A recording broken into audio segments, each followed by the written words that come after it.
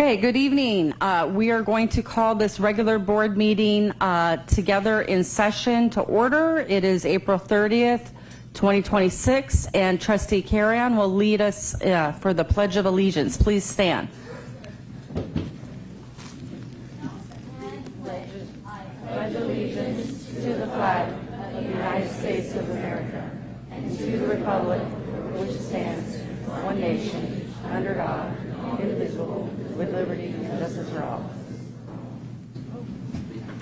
Thank you, everyone. We appreciate that. Okay, so we're going to start with introductions, and I'm going to pass it over to Namarta Graywall. If you could go ahead and introduce yourself, please. Thank you. Good evening, Namarta Graywall, Assistant Superintendent of Human Resources. Good evening, Ahmed Ghoslami, Business Services. Good evening, Ed Dialazzo, Deputy Superintendent, Educational Services. Good evening, Elizabeth Gersich, Student Board Trustee. Justin Brown, Trustee, Area 5, and welcome to 998G. Good evening, Mary Jo Carrion, Trustee, Area 1. Good evening, Charlie Jones, Trustee for Area 4. Good evening, Lori Walker, serving as Vice President this year. Good evening, Trustee Kelly McCaughey, serving as President this year. Good evening, welcome, and thank you for coming, and I want to welcome everyone who's watching online. Maurice Geisel, Superintendent. And good evening, Lenita Villaseñor, Executive Assistant to Dr. Geisels and the Board of Trustees. Okay, moving along to the agenda. Next, we're going to do report out of closed session actions. We do have several. First, would like to make an announcement for a recommendation for a new hire. Hold on one second. And this is for the Assistant Director of College and Career Readiness for Carla Estrada Hidalgo. This motion was passed unanimously. First motion by Trustee Carrion, seconded by Jones. And so we would like to recognize the Assistant Director for College and Career Readiness for this appointment. My understanding, this person is not in attendance. So the other appointment we actually also have is for a recommendation for hire, the Assistant Director for Early and Expanded Learning. And this individual is, I believe, here in the audience, and this is Monica Dennis. This motion was passed unanimously by Trustee Carrion, seconded by Walker, and third by Trustee Brown. We would like to give a warm welcome to Monica Dennis. If you're here, if you could please come up to the podium.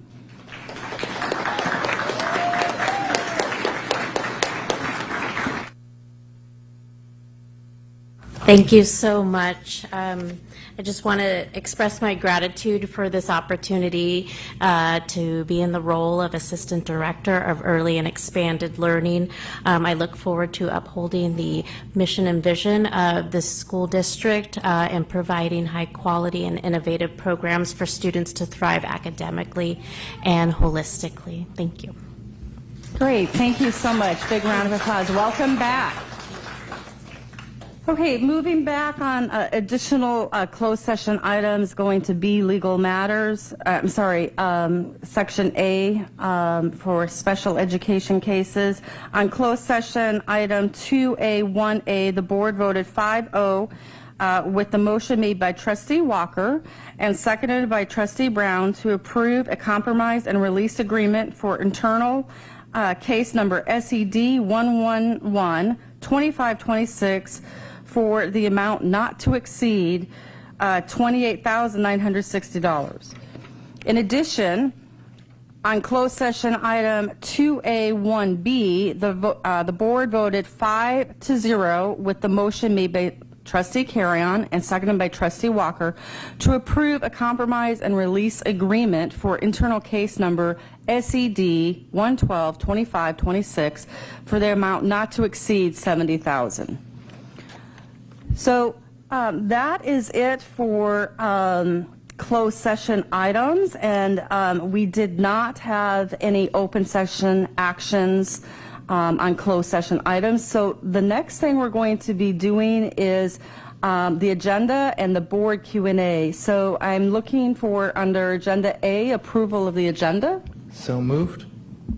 And a second? I'll second. Okay, motion made by Jones, seconded by Brown. Preferential vote by our student trustee. Aye. And roll call vote. Aye. Aye. Aye. Aye. And aye. Motion passes unanimously.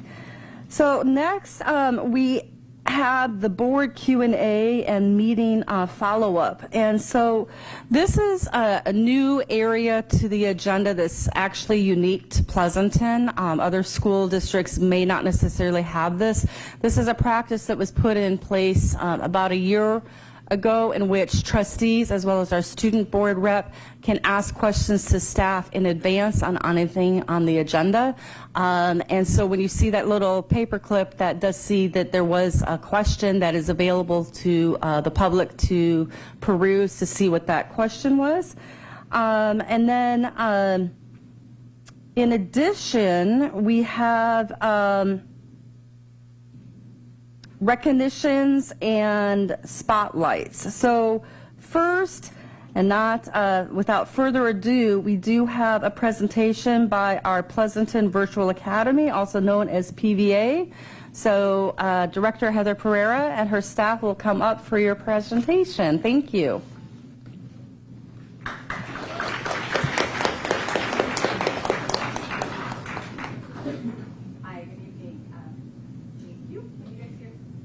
Because I got to do something.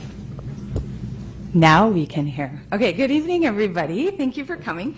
My name is Heather Pereira, Director of Educational Options, Principal at the Pleasanton Virtual Academy, and I have Joseph Viviani here, our Coordinator, Vice Principal. So we are going to start with our recognitions for our staff and students. In honor of longtime trustee Juanita Hagen, these awards are given to our school community members who model the character traits of compassion, honesty, respect, integrity, self-discipline, and responsibility. So our first kiddo, I'm going to ask Sia Agarwal to come up. So this is, yeah, everybody's going to come up. We'll wait 1 second.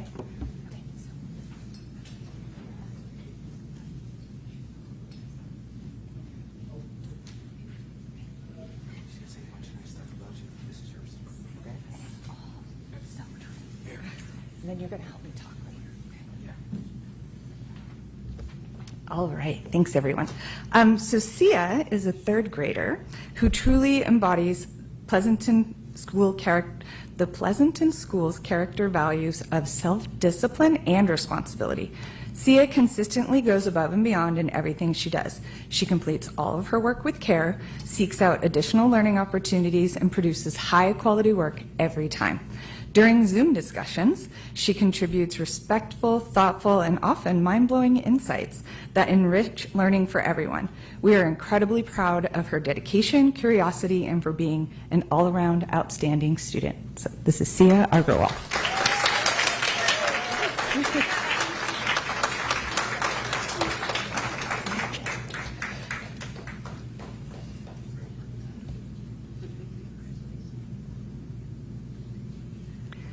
All right, thanks.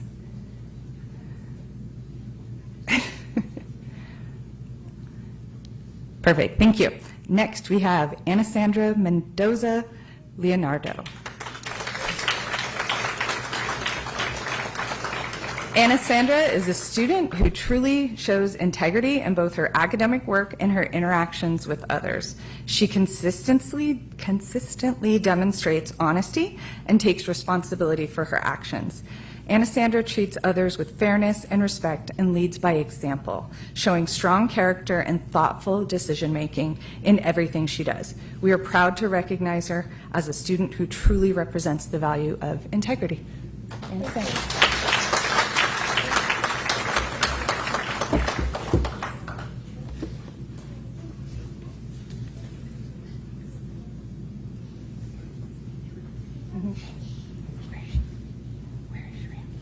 Okay, and next we have Shreya Javali.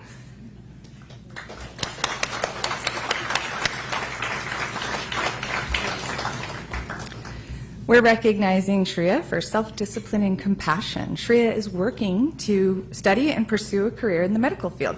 She has demonstrated self-discipline in her dedication to her studies, specifically finding ways to participate in classes that she is passionate about. She is currently working in an internship in a medical office where her professionalism and compassion for others shine through. Congratulations.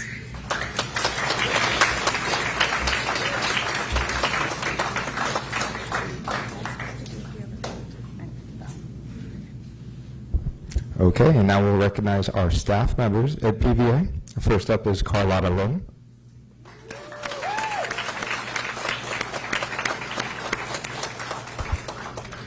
We are recognizing Carlotta for her self-discipline, a quality that is evident in every aspect of her work.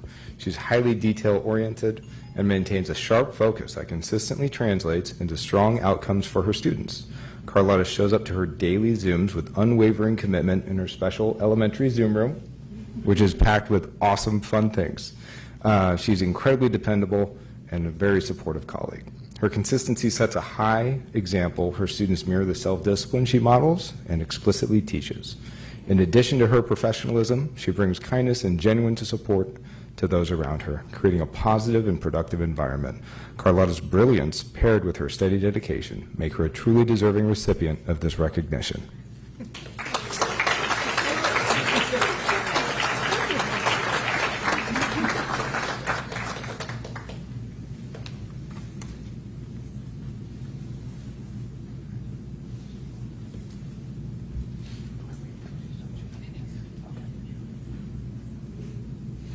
All right, and in our presentation, we're going to see some different images of Carlotta's classroom and our next recipient's classroom, and it's just very, very great, interesting activities that are going on.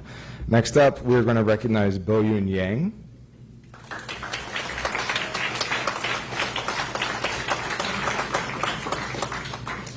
Bo-Eun is being recognized for her exceptional compassion, a quality that deeply shapes her work as an incredible Korean language teacher. With each interaction, Bo demonstrates genuine care and empathy for her students, creating an independent study learning environment where they feel valued, supported, and inspired to learn. Her thoughtful approach to teaching not only builds language skills, but also honors and preserves the rich history and cultural significance of the Korean language. Bo-Eun is always doing activities in the Student Center at PVA and Village. Recently, we'll see the images. They did the lanterns, recreated lanterns. There's also an image of indoor archery with plastic bows and suction cup arrows. But anything and everything to get our Korean students there, enriched in the culture and in the language. Her kindness and compassion are truly infectious, fostering strong connections and a sense of belonging among her students. Respected and admired by both peers and students, Bo-Eun demonstrates the profound impact that compassion can have in education.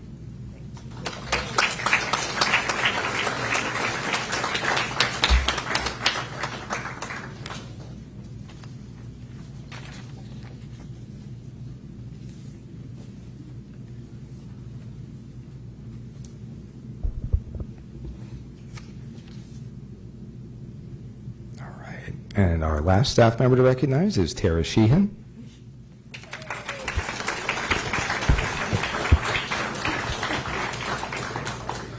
Tara is being recognized for exceptional integrity, a quality that has been foundational to her work as our registrar for educational options. Tara began in PVA when it was a new school without established systems and practices. Tara played a pivotal role in building structures that continue to support students, staff, and families today. Her attention to detail, clear and thoughtful communication, and overall brilliance ensure that information is not only accurate, but delivered with care and respect, especially when she's telling me that I did something wrong. In a loving way. In a very loving way, and she is correct. Guided by integrity at her core, Tara consistently provides both reliable support and a sense of trust to everyone she serves. Her impact is lasting, and her work exemplifies the true meaning of integrity in action.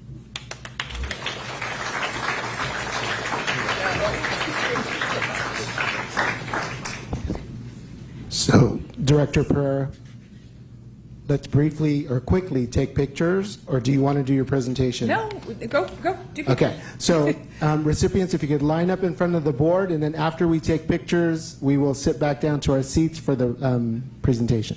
Thank you. Parents, family, friends, please move around, take pictures. And we will have one official picture taken by Miss Villasenor when you're all done.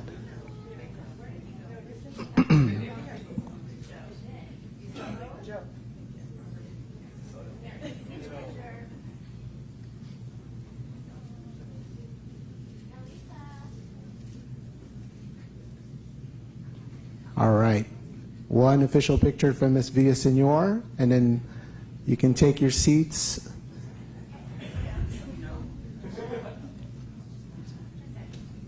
Thank you.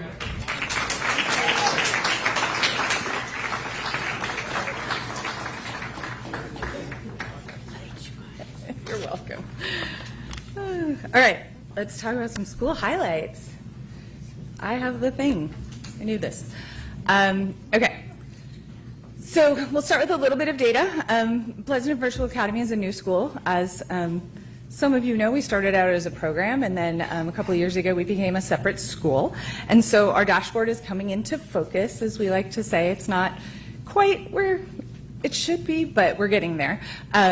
So our ELA scores are increasing year over year. Our math scores are increasing year over year. Again, we're trying to clarify like who gets on our dashboard. The part-time, full-time thing has caused some data discrepancies over the past couple of years, so you'll see that shake out in the next couple of years. Graduation rate for PVA has increased from 81% to 85%. And if you'll remember, we had a lot of students during the pandemic who weren't quite able to graduate from our school, but they did. Most of them end up graduating from adult ed, so we kind of keep them in our little grips until they graduate. The A through G rate increased from 24% to 63%. Chronic absenteeism decreased, and then the total number of non-grads decreased. And you can see the percentages in our whole numbers. Our whole numbers are relatively small. Our suspension rate remains 0. And our PVA students completed 84 AP exams in the 24-25 school year with an average passing score of 4, which is pretty good, really good. Our staff is really good. We just got our WASC accreditation yesterday, and we got a 6-year WASC accreditation, so we will remain a school for 6 more years. So we're pretty excited about that. All right, we are going to let you hear from some of the students now. I will go to the next one. I don't know how to make it play though. There we go. Real innovation in education begins with one question. What do students do now that they didn't do before? This is what innovation looks like at Pleasanton Virtual Academy. Not shinier tools, not school on screen, but new possibilities for students. PVA was built to be innovative, to rethink the structures that do not work for every learner. Time, pace, space, and the idea that every student has to learn the same way, in the same place, at the same moment. Here, students build more than just academic skills. They build agency, confidence, executive functioning, and a real sense of belonging. They create, collaborate, and discover that learning can fit who they are. Families from Pleasanton and across the Bay Area are choosing Pleasanton Virtual Academy because it offers something rare. A public school designed not just to educate students, but to fit them. This is not school rebranded. This is what innovation in education looks like.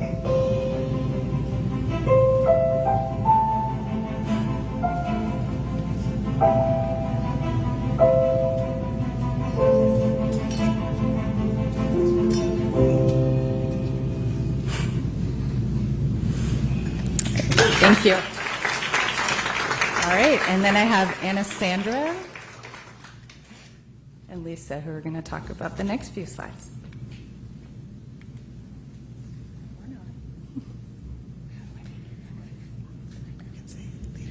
Oh, okay.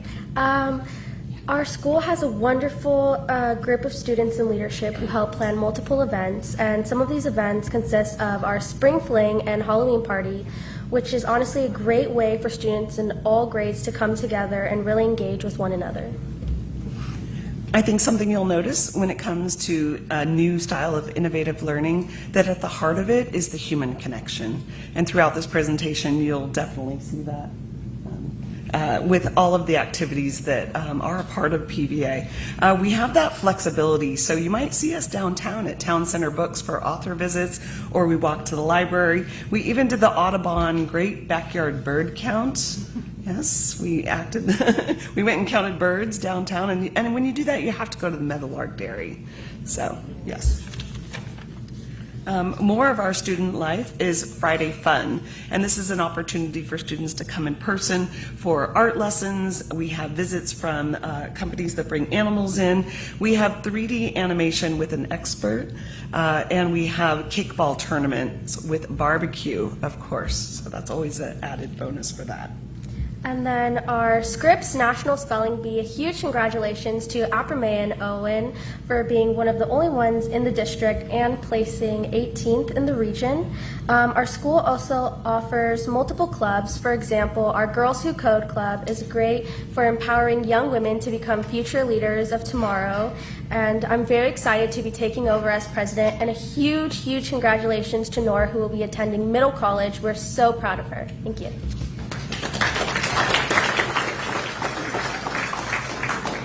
Thank you, Anna Sandra. So Joe spoke about some of our Korean cultural events that are held by Boone in our Korean class. So cooking and game days, history movie day. I watched that movie, you guys. Tears. Highly recommend it. Korean Lunar New Year celebration, and then we just did crafting the other night. So there's always something in person and fun happening for these kiddos. This is the example of the bow and arrow, which again, not real. Just the sticky kind.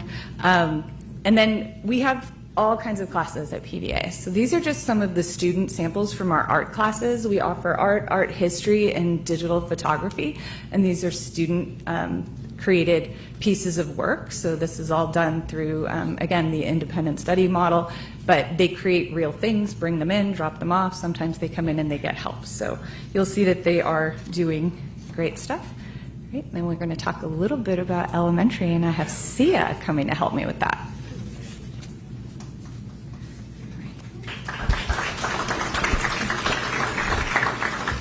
Can you see it? Yeah. So I just explain it. Yeah. I made a Waitangi skirt from New Zealand for a passport project that I was doing, where you learn about the different countries and you can pick them, so that was really nice. And I made this with feathers. Obviously they're fake, and I decorated the ones on the bottom myself.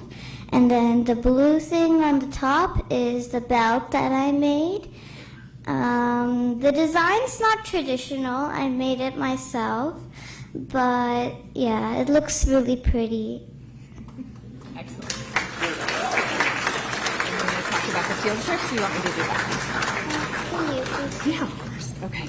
And then these are just a few more slides of some field trips. Today we went to the zoo, and that was fun. Our science teacher provided us with some scavenger hunts that we could do and learn all about the different animals at the Oakland Zoo. So that was awesome.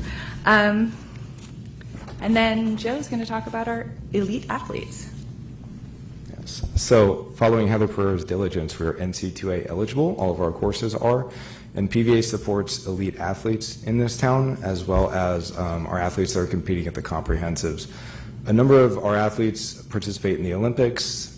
We had 2 swimmers go to Princeton. And what happens is PVA is so flexible that ice time, pool time, gym time can be very blocked out and hard to get. PVA allows these athletes to practice with their coaches, pursue their goals in a flexible manner. You'll see that there is an elite hockey academy right there in the middle from Rhode Island, Woonsocket. Did I say that right, Heather? Yep. Okay. Woonsocket. And then we have a swimmer we just built a program for who will graduate next year and broke one of Michael Phelps's youth records. So we look forward to him competing in LA in 2028.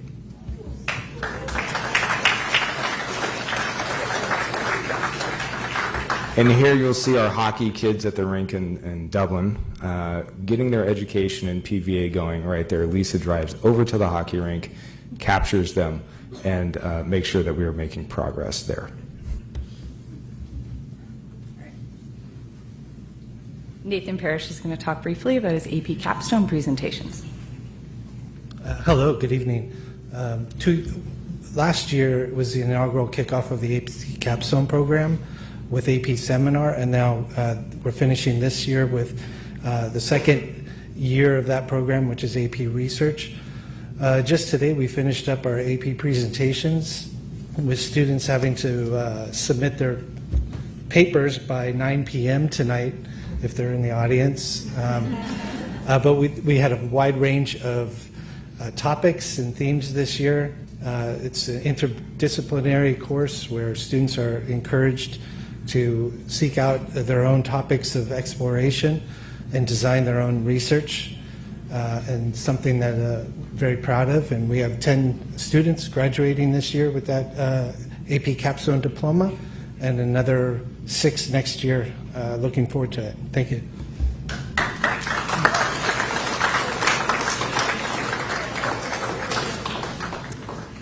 And being a project-based learning school, the showcase is most important. It's critical. Keep on going. I'd like to warmly welcome you to our showcase, our in-person showcase this year, May 19th, 5:30 to 7:30. I want to give you a few highlights. First, Nathan's students will be there as well. I just took over the whole slide because I get so excited. Sorry, Nathan. But we have a student, a 6th grader, who's mastered using his drone to capture and tell the story of our new building that is building, and capturing and making videos about the entire process. That's just one of the projects. We have our hockey students who are going for a Guinness World Record. They will be breaking. It's a real, they got accepted by Guinness for this. They haven't broken it yet, so we'll see. Let's cross our fingers for them. We have students, of course, who are constantly coding, and there's a really exciting apps that you'll want to see they're creating. But I really wanted to take a moment and highlight a very special student who's actually in the audience today, Chloe. Congratulations, Chloe. Chloe is an 8th grade student who has been working for the past year. She told me she wanted to write a book. And I said, okay, that's nice. And then she goes, no, I really want to. I've written 50,000 words. And so this student has created a beautiful story that is a YA novel. And she got picked up by Dave Eggers McSweeney's publishing house. If you know Dave Eggers. They also have a very special part of McSweeney's, which is the International House of Youth Writers, where Chloe's book will be housed on 849 Valencia Street. And this is quite an accomplishment, and I'm just so proud of her work, and she will be showcasing it at our open house on May 19th. You get to talk to her about her book, so I hope you can join us. Thank you.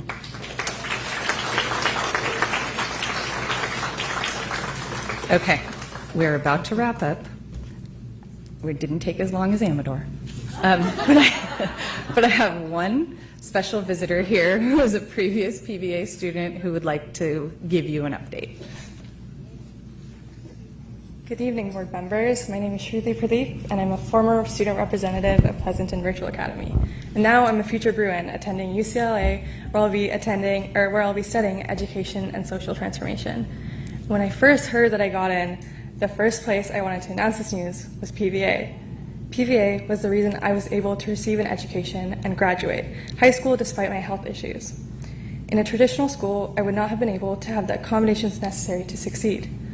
At PVA, the staff there recognized my struggles, but also believed in me to rise above them all while making sure that I don't fall behind. When I told the staff at PVA that I was going to be attending UCLA, I was surrounded by people who supported me during my hardest times and now root for me as I'm moving up in life. And my story is one of many. PVA has given the space to so many students coming from different walks of life, and it's what makes PSC stand out. It's what as it shows you all care about each and every one of the students succeeding, especially students like me, the ones who don't fit into the traditional system. Thank you for your time.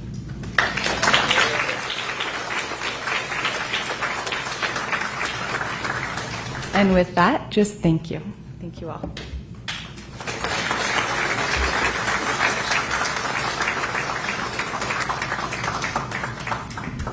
Well, thank you very much for that heartfelt presentation from PVA.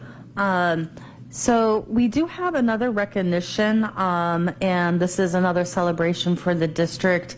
It is the recognition of Foothill High School for first place in the nation, We the People, and Amador Valley High School for advancing to nationals. And I do believe we have Cheryl Cook-Callio in the audience, who is a county superintendent trustee. So I believe we're asking her if she is here, correct?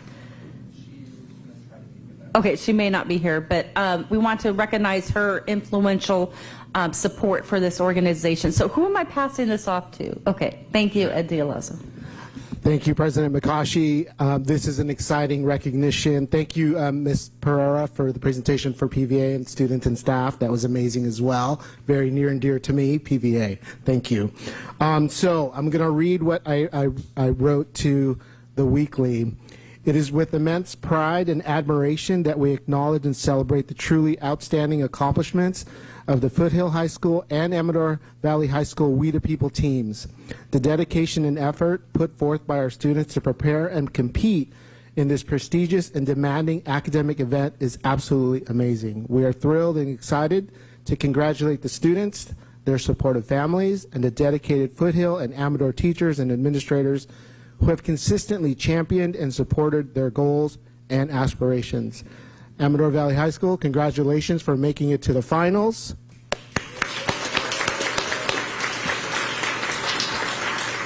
And Foothill High School, congratulations to the Foothill High School We the People team. Your hard work has paid off, and you are now the 2026 national champions.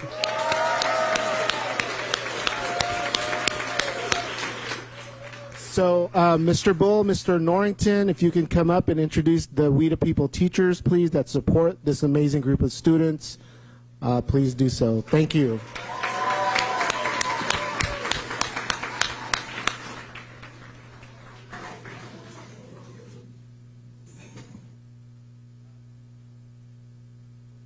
President Makashi, Superintendent Geisels, Cabinet, and the rest of the Board of Trustees. I'm Malcolm Norrington, Principal at Amador Valley High School, and I want to congratulate Stacy Sklar, our We the People Comp Civics teacher, who helmed our team, who made it to nationals and ended up ranked in the top third of the nation. So congratulations, Amador High School, Stacy Sklar. You are absolutely amazing. What a great day to be a Don. Go Dons.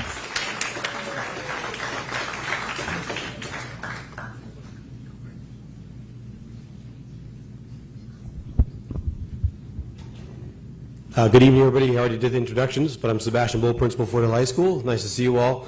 I also want to congratulate Stacy and the Amador team for a fantastic job. Very proud of our Foothill Falcons.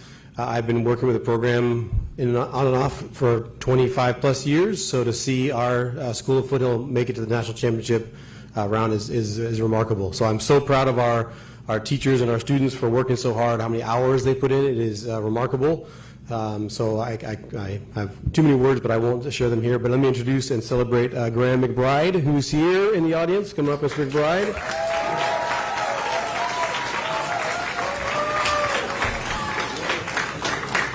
And also Jeremy Dedamore.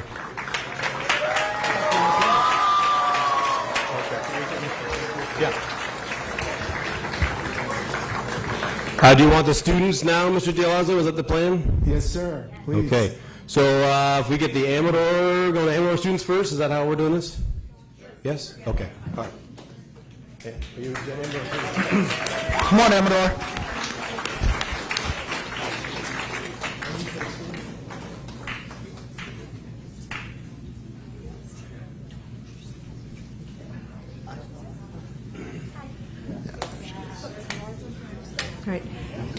So we have the Amador team here tonight. They were 16 out of 49 teams. They work very hard. I'm very proud of them. They have so much knowledge, which no one can ever take away from them. So congratulations, Amador.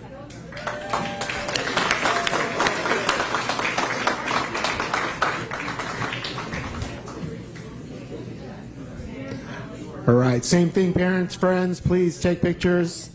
And Miss Villasenor is the official picture taker tonight. All right, thank you, Amador.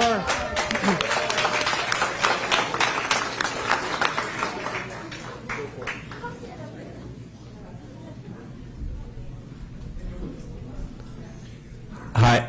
Hello. Hi. My name is Graham McBride, and along with my co-coach Jeremy Dedamore, we are the coaches of the Foothill High School We the People team. It's been a thrill this year.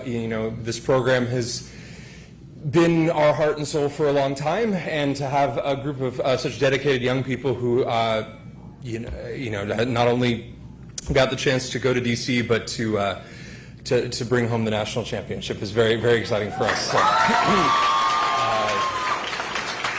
if you guys want to maybe by unit, maybe unit 1 first, maybe unit 1 first, yeah. I'll try to introduce them as they stream by here, and if I mess up a name, I'll be mortified. Our unit 1, represented by J.D. Dye. Go. Varun Sager and Anish Bagel. Yes. Yi Heng Song and Henry Chow could not be with us tonight. Our unit 2, represented by Vishnu Srinivas, Jaden Sood, and Ritvik Misra. JJ Ju could not be with us this evening. Our unit 3, represented by Karishma Parekh, Jake Nguyen, and Ben Jakubowicz. Our unit 4, represented by Maya Viswanathan, Samiha Sora, Bugster Bandagari, Rehan Prashanth, and Neha Venkataraghavan. Our unit 5, represented by Mia Ha, Catherine Yu,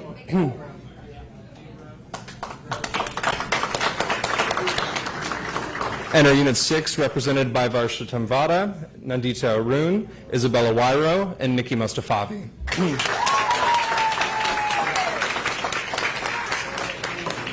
Come on in, Mr. McBride, Mr. Denmore. All right, there you go. All right, same things. Families and friends, take your pictures, please.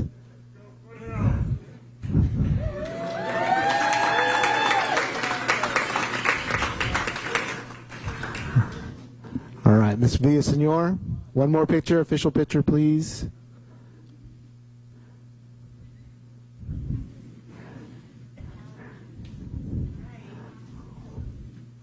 All right, National Champions Foothill 2026.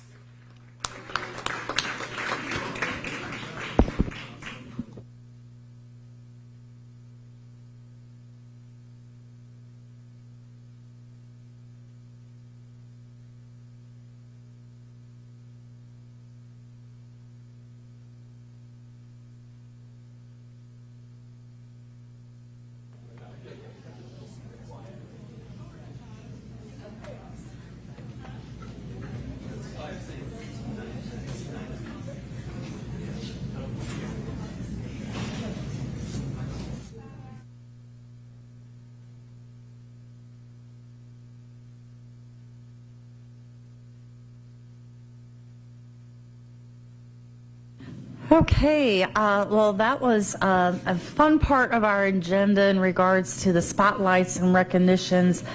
So the next part of the agenda is for our reports from our employee associations. And we're going to start with the California School Employees Association, CSEA.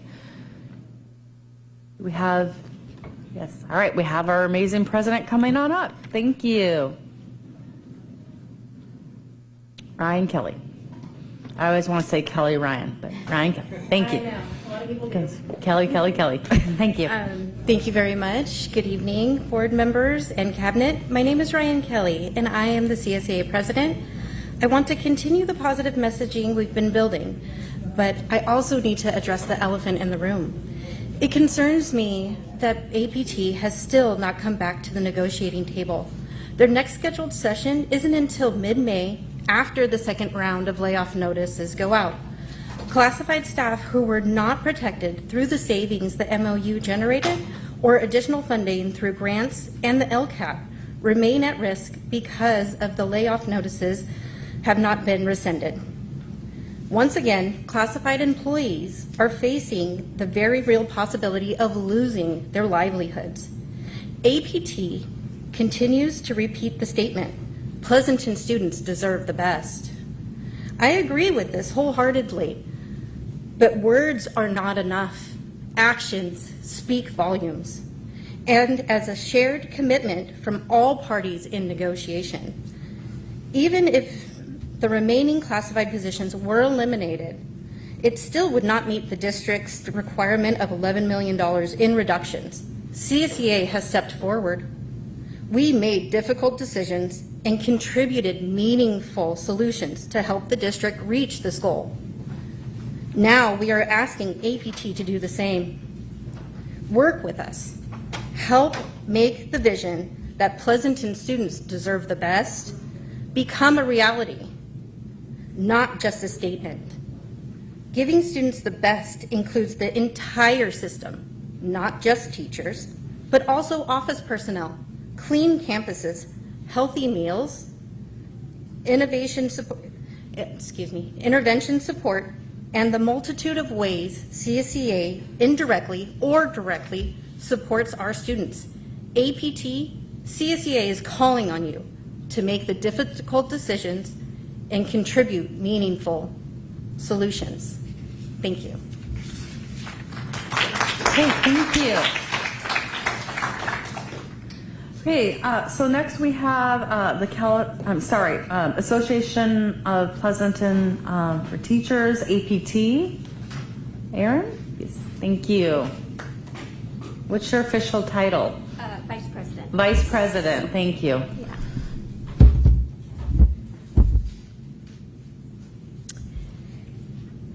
Pleasanton students deserve the best. That is not just a slogan, it is a standard. Today I'm here to tell you that the proposed cuts fall short of that standard. Good evening, my name is Erin Salcido and I am your Vice President of APT. I'm here today to speak on behalf of our students, our educators, and the kind of schools our community has always been proud of. We are facing a proposal that would reduce elementary specialists and shift our school counselors away from the mental health support that students desperately need. I want to be direct with you. These are not minor adjustments. These changes will be felt in every classroom, every hallway, and every child who needs help and finds the door a little harder to open. When a child walks into a music classroom, they're not just learning notes on a page. They're developing focus, memory, and the ability to collaborate. When they step into PE, they're building the physical and social, emotional foundations that make them ready to learn for the rest of the day. When they work with a science specialist, they're being introduced to curiosity, inquiry, and wonder, all taught by someone whose expertise and passion is that subject. These are not extras, these are essentials. Here's what reducing them actually means in practical terms. Elementary teachers already work in incredibly compressed schedules. Every minute of the instructional day is spoken for. When specialist time is reduced, classroom teachers do not magically receive extra time. Fewer student contact minutes in specialized learning results in a more fragmented, less rigorous school day. Let me be clear, our classroom teachers are extraordinary, but they are not music teachers, they are not credentialed PE instructors, they are not science specialists. We do our educators a disservice when we ask them to stretch beyond what is reasonable. Our students also face a mental health crisis. The data is not ambiguous. Our children are struggling. Anxiety, depression, and social emotional challenges are not abstract policy concerns. They are sitting in our classrooms every single day. Our mental health team are the people students trust. They are the adults who notice when something is wrong. They are the intervention that prevents a difficult morning from becoming a lost school year. When we overload those professionals and push mental health to the back seat, we are not trimming the fat. We are removing a safety net. We are telling children in crisis that the support that they depend on is no longer a priority. We are telling parents that the district sees mental health as secondary. We are telling teachers who are already stretched thin that they will be picking up the pieces. I understand that budgets are difficult. I understand that every decision made in this room carries real weight, but I want to offer you a different frame. What is the cost of not acting responsibly here? What is the cost of students who fall behind in foundational skills because their learning day was disrupted and their specialists were reduced? What is the cost of children whose mental health needs go unmet because their counselor simply doesn't have the bandwidth? What is the cost to the teachers who stay and the ones who don't when we continue to ask more of them while providing less support? The community of Pleasanton has always believed that a high-quality public education means something. It means specialists who bring depth and joy to learning. It means that a school day is structured to serve children, not just fit within a budget. It means that when a child is hurting, there is someone with the time and resources to help.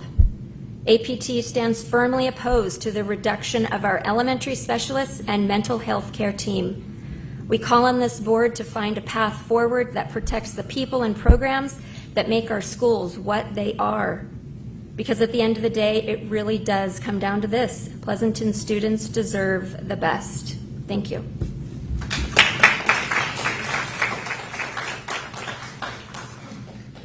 Okay, thank you. All right, next on the agenda is public comment, and just a reminder, these are items that are non-agendized. If there's public comment for something that is on the agenda, we do have public comment cards that you can fill out up here. So do we have anyone for public comment? Okay, so just a reminder, we're asking that if you are coming up for public comment, you have 3 minutes. And just in general, due to the Brown Act, the board will not necessarily address specific comments. However, staff may provide follow-up direction, and trustees may give a request for follow-up information based upon public comment. For ease of not causing interruption to the board meeting, we also have a tracker that keeps track of public comment and do appropriate follow-up in a myriad of different ways. So, public comment? Yes, we have Carolina Gizarki. Okay, just make sure when you come up to reintroduce your name. Hi, In good 3 evening. minutes. Thank you. My name is Carolina Kaczmarczyk. And I'm Ranjana Sharma. Thank you for having us. My family moved from San Francisco to Pleasanton in June last year, specifically for this amazing school district and to build a community here. This was not a small decision. I'm here tonight regarding the decision to eliminate the 4th grade classroom at Walnut Grove Elementary School and what it means for families like mine. My daughter, Kaya, and Rajana's son, Shirian, are both at Leidixson, which is a fabulous school, yet they may not be able to attend the elementary school and make friends that feeds into their local middle school. I understand this district is facing a real fiscal crisis, and I know $11 million in cuts have been considered. Science, PE, libraries, counselors, these are essential supports, and I am not here to dismiss that. I'm here because this particular cut does not make sense. Let's start with the math. Walnut Grove currently has 4 third grade classrooms with about 24 students each, roughly 96 kids moving into 4th grade. Cut one of those classrooms, and now those 96 kids are split into the rooms. That is 32 students per class. Full capacity, zero flexibility, and zero room for the 15 plus or minus students that are currently have been on that wait list. This decision does not close the door on 15 families. It maxes out every remaining fourth grade classroom at the same time. If the goal is efficiency, cutting a classroom that is already fully utilized is the opposite of that. If reductions need to happen, they should come from classrooms and schools with room to absorb them, not from the school where families are already being turned away. And for the budget, one of the fourth grade teachers, as we know, is already retiring. Keeping this classroom doesn't require adding a brand new position. It can be filled with an existing teacher in the district. The actual savings here may be far less assumed than the impact on these families is absolute. And this is not isolated. Another elementary school that feeds into Harvest Park also has is managing a fourth grade wait list. We are talking about a pattern of pushing children out of the communities they live in that we have invested ourselves in, away from peers that are expected to grow up with. Belonging is not a luxury. It directly impacts how kids are learning, participating, and succeeding. I've written to this board, and Janet Gates responded that the district must protect seats for current third graders so they continue the continuity going into fourth grade. I totally and completely agree. This is exactly what the families on the wait list are asking for. This district is applying that principle to enrolled kids and denying it to waitlisted ones. That is not equity. I'm asking you to please reconsider. Thank you. Thank you. Okay, thank you. Do we have any other comments for public comment? Okay, so what we have next on the agenda is the message from the board, and this is a new practice that the board has established this year. And it's a rotation basis in which we have each trustee speak on behalf of the board for key points and articulation. But I'm going to pass it first to Trustee Brown, who wanted to make an acknowledgement, and then I'll pass it to Trustee Jones, who has prepared a message. I just wanted to acknowledge the scouts that we had in the audience, so thank you very much. I know participation in community opportunities and so on is important to your badge. I've been, a couple of us have been involved with scouts, and it's a very important endeavor, so it's important that you're here tonight and understanding the public process. So I just wanted to recognize you and thank you for being here. And I totally understand if you have to leave and then do homework. So. Okay, thank you. And without further ado, I'm going to pass it off to Trustee Jones. Thank you. Not you waiting until I speak to tell them they can go home, but like, wow. I was told that they were going to leave at 7, so I wanted to get to them before they left at 7. I will remember this. No. All right. So first, I want to welcome the community and thank you for being here. Tonight we honored our two We the People teams, and it's a really good reminder of the importance of being civically engaged. What we can accomplish when we the people decide to take on a challenge and make our community a better place than how we first found it. In that vein, our district will be looking at our mission and vision statements, our identity of who we are as a community. And Pleasanton has changed. And this is our chance to reflect that. Our demographics have changed. Our communities have grown. Who we are has become something different. And so we as a board, we need you in our community to help us make this change, to write a new vision statement, to make our new mission ideas. This is the moment to define who we are and what we wish to be as a community, as a district, and as a city. It's for you to help determine what we value as a community and to set the stage for the next decade of how we want to move forward, what we want to see as this is Pleasanton. This is who we see ourselves as and what we want to bring out into the world. So this is exciting. It's a way for all of us to be involved in this process and to chart a new course for our district while still honoring the past of who we have been as well. Our vision and our mission statements guide our board policies and the way that our beliefs are enacted at our school sites. So by participating in this, and I don't know why this is being so loud today, But by participating in this, you are helping set us up to decide these things, how it will reflect at our school sites. What are our values that we as a board create as policy that is then distributed? And so together, we have the ability to say, this is PUSD. This is who we are, and these are the values that we will fight to uphold for our children. So we as a board are looking forward to we as a board are looking forward to you joining us in this endeavor, and we can't wait to see what comes next for this community.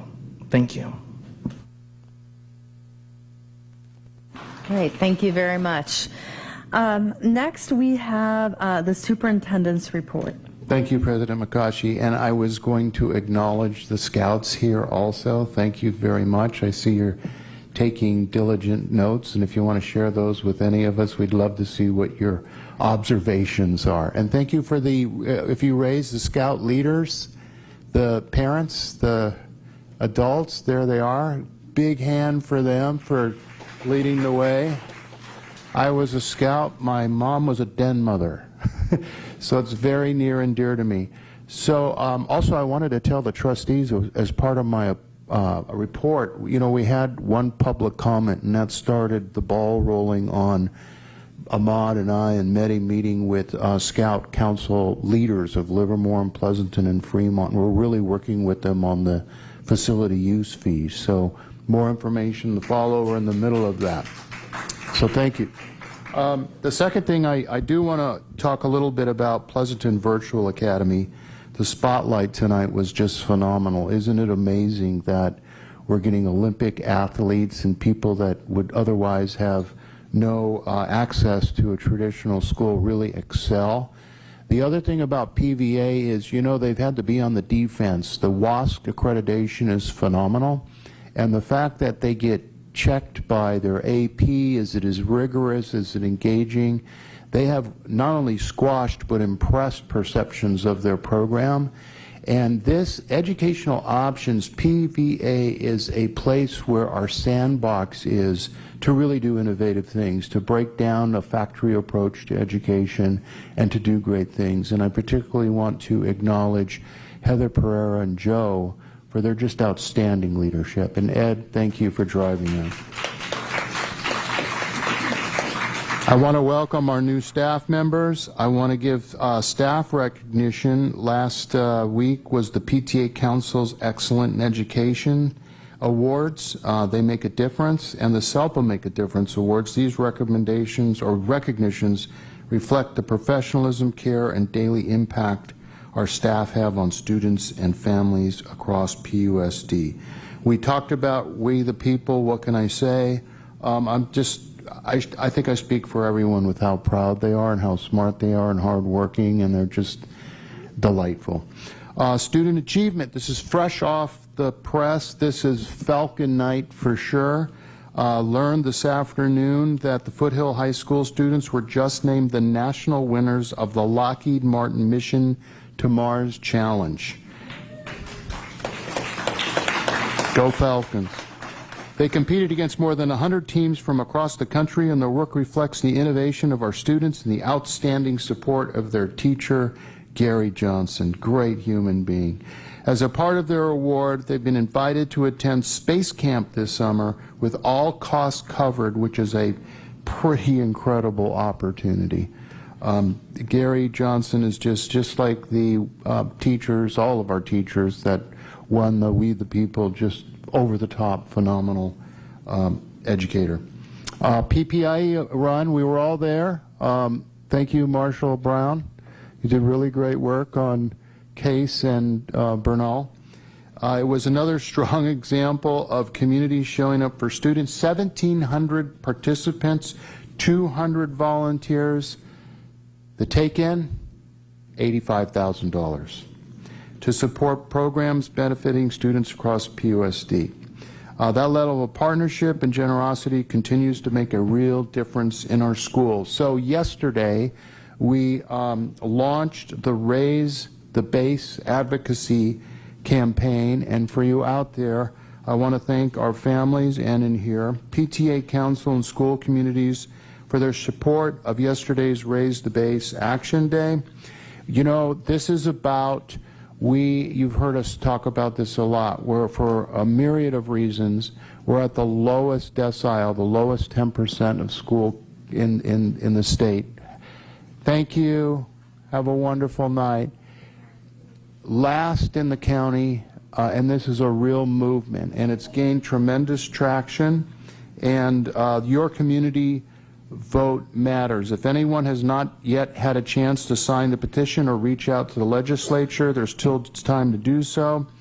For those in the room, there's cards down there with a QR code that will take you directly to all the instructions, or you can go to eConnect out there. Our focus remains both local and statewide, responsible budget alignment here at home, and stronger advocacy for long-term funding from Sacramento. This is, our woes are not local, they're statewide. And we've talked about this so much this year. I'm speaking to the audience more than anything. And you know, I think we have to be realistic. Ahmad was talking about this with me. These things come and go. This is a movement that we have to be realistic. If we're getting traction, and if we don't get to Nirvana this year, we've got to keep the movement going and make people more aware of this. So we're going to be relentless in this effort, and stay tuned. Equity and inclusion, there's a lot going on. Wait till May. There's going to be a lot more. Equity and inclusion, our ad hoc advisory committee and equity inclusion held its third of 4 meetings. Thank you, Trustee Carrion and Trustee Walker, for attending. The work is progressing from shared understanding to identified root causes and underachievement of identified student groups, with a focus on systems and practice. This work will help us guide our next step, and all of this is a part of an effort to strengthen belonging, access, and support all of our students. I want to particularly thank Deputy Ed Dialazzo, and a big shout out, there they are, David Schrag and Josh Butterfield, who's put this whole thing together. So coming up across all our schools, testing season is underway. I talked to Foothill today. They got everything ready to go with CASP and AP testing, and I want to thank our student, staff, family for their support during this important time. We will also hold the public hearing tonight for our secondary math curriculum adoption, and I want to say that our integration specialists, along with Sarah Knox and David and Josh, are on a real disco high, because last week they finished the math, which you'll see tonight, grades 6 through 12, and today they were running down the hallway with their hair on fire yelling, "We got to consensus on ELA K5. So coming attractions for that. Excellent, just incredible instructional leadership and collaboration with teacher leadership. That's what it's all about. You went to the city meeting, the joint meeting. I got some notes here, but let me just say there was a feel to it this year that was different. There was a feel of really leaning into each other. Staffs, I think, conducted both on the city and our side, thank you, Ed and Ahmad, really substantive content. And if you have not seen that meeting, you want to know what we do together as a partnership, and some really interesting things about enrollment and demographics and housing and real estate and light. I think you'll find it quite fascinating. We launched this week and last week the first of 2 parent cafes by the parent liaisons, and I spoke at both, had wonderful attendance, really trying to get new parents inserted in participating in school. I did find the time this week to visit Alisal, Amador, Foothill, Donlin, Leidixon, Valley View, and Village PVA, and attended several open houses. Together, Ed and Josh and I looked and listened at all 3 focus groups for the parents and staff Hearts team for their new principals. And one of the most exciting things of the week was yesterday I attended the, led by Dwight Pratt, the kickoff of the museum in the lobby of the Performing Arts Center to recognize the theater. And this was a culmination of thinking about a building that's very historical, right? And the performing arts history is 100 years old.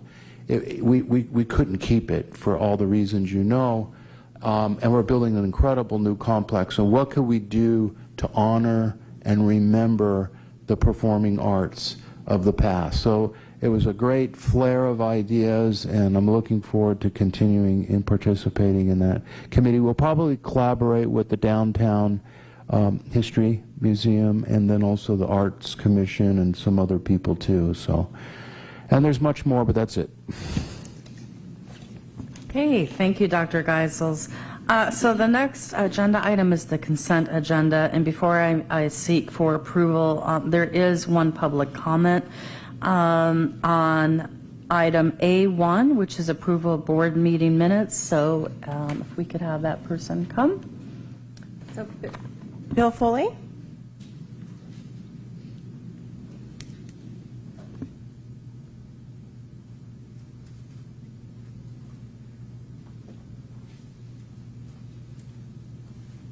Good evening, Board, Superintendent, executive staff, the community that's out here. I have two comments on that particular agenda item. The first one is a shout out to Lanita. Lanita for catching up on all those. So please, thank you. My second point is on the minutes for January 15th, need a correction. And the last item on that agenda minutes is the adjournment of this group. But the adjournment, went into executive closed door session, and there's no report out. No report out whether action was taken or not taken, which is a procedural violation of our friend the Brown Act, but it also is transparency. And I know we've gone into executive sessions after regular meetings in the past, and we haven't reported back out in the form of the minutes. You may have talked to nobody because nobody's here after those meetings, but it needs to come out. So I ask that it be corrected, and that in future meetings where the minutes are taken, that it's noted whether there's action taken or not taken in closed session after adjournment of this meeting. Thank you. Okay, thank you. And I'm sure Lanita will take notes on that, so thank you. All right, so any other public comment for anything on the consent agenda?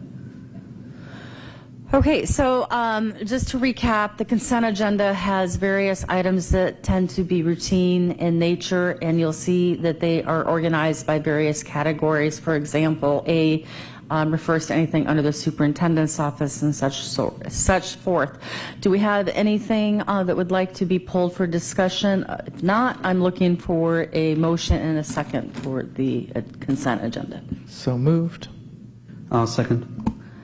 Okay, we have a first and a second preferential vote from our trustee, student trustee, and then roll call from the other trustees. Aye. Aye. Aye. Aye. Aye. And aye. Motion passes unanimously. Okie doke. The next section is the bulk of our meeting for report and discussion /action. So number A is discussion action, contract with Right at School for supplemental third-party before and after-school child care services. So who do I pass this off to? I'll start it, and then I'll pass it to Mrs. Liebhardt. This item is coming before you as kind of our plan to provide more opportunities and options for parents, and to be able to attract and retain our young families who attend some of our elementary schools. We're bringing forward to a contract for a third-party vendor to provide those after-school programs here at Pleasanton. So with that, I'm going to turn over to Mrs. Liebhardt, who will go through the details for you. Good evening, President Mokashi, trustees, Dr. Geisels, and Cabinet. My name is Monique Liebhardt, and I'm here to ask for your approval of the contract with child care vendor Right at School for the 2026-2027 school year. We are here to ensure that every elementary PUSD family who needs childcare has access to it on our campuses. Since 1985, our district-operated Kids Club, those are my programs, has been the gold standard of high-quality, developmentally appropriate out-of-school time care. And since 2022, we've been on a mission to expand and build, and we've done it. We have nearly doubled our enrollment, growing from, when I arrived, 486 students to currently today 850 students. We've expanded facilities with the purchase of the Walnut Grove buildings from EDCC. We added modern portables to Fairlands and Valley View, secured additional classrooms at Hearst, Vintage Hills, Alisal, and more. Our capacity for fall will hit 1,040 students. Despite this growth, and I will add actually, and that capacity, that tremendous growth also contributes significantly to the PUSD budget. We generate enormous unrestricted income to support the general fund. Despite this growth, we have hit a ceiling. Valley View Kids Club and Alisal are at absolute maximum capacity for space and staffing. Furthermore, we, Kids Club, we're the ELOP, Expanded Learning Opportunities Program provider, that has state mandated regulations that don't always fit the part-time or flexible needs of every child. So what's our goal? We need some supplemental partnership. We're going to bridge the gap. To eliminate wait lists immediately for the 26-27 school year, we look to the outside market for a supplemental partner. In February 2026, we began a rigorous vetting process. We contacted 6 regional vendors and received 4 formal proposals. A committee of elementary principals and district leadership evaluated these options. We didn't just look at paperwork, we conducted on-site evaluations at Livermore Valley and San Ramon Valley USD to see their programs in action. A team, myself, and 2 different teams, we went to, in Livermore, we saw their after-school program, and in San Ramon, we stopped by during spring break and saw their spring break camp. Why Right at School? They were identified as the premier candidate because their model complements, this is my line I keep saying, complements, not competes, complements with Kids Club rather than competes with it. They offer flexibility and specialized programming that fits the specific scheduling holes that our families are currently facing. This approach allows us to maximize every square foot of district space while ensuring that no family is left on a wait list. Additionally, Right at School offers a profit-sharing model whereby 10% of profits up to $100,000 annually are shared with the district. We recognize that our CSEA members are the backbone of our current child care services. I'm a very proud classified manager of those CSEA staff. We have engaged in a meet and confer process regarding the impacts of the supplemental plan, and Mr. Shikoslami will talk in a moment about the status of an MOU. The bottom line, this contract isn't just about childcare, it's about economic necessity and stability for our PUSD families. Administration recommends that the board approve the contract with Right at School to ensure we are ready to serve our students this fall. And I will turn it to Mr. Shikoslami to share with us the status on an MOU. Great, thank you. So I had the fortune to work with our HR staff and negotiate. We had 2 meetings where we met with CSA staff and described to them what our plan is in terms of going forward. And we were able to come to an agreement on an MOU with them. Their leadership signed and our leadership signed, and it is pending ratification from their membership. We do expect to receive that in the next few years. The agreement is for 1 year, and no staff, no PUSD staff will be reduced because of this. We're actually hiring as we speak for our own after-school program, and those were some of the stipulations in there. Okay. So the process that we normally do for the agenda items under discussion and action is questions first, then we open it to public comment, and then we'll come back for comments before we take a vote. So I'm passing it to my fellow trustees. Yes, Trustee Brown. So just to quickly clarify, so first of all, phenomenal job, but if this is discussion action, if we take action tonight to recommend the approval of the contract, it won't be executed or passed on to Right at School until the CSEA membership ratifies, correct? Okay, so it's okay procedurally for the board to recommend approving the contract prior to ratification. Correct. We would not sign until we get their confirmation. Okay, thank you. That's all. Yes, Trustee Carrion. So how does it work in conjunction with Kids Club? Or is it like a separate program? Or do they work together? Do they have the same space? How does that work? They don't have the same space, and what I particularly liked about Right at School is they believe in a close collaboration.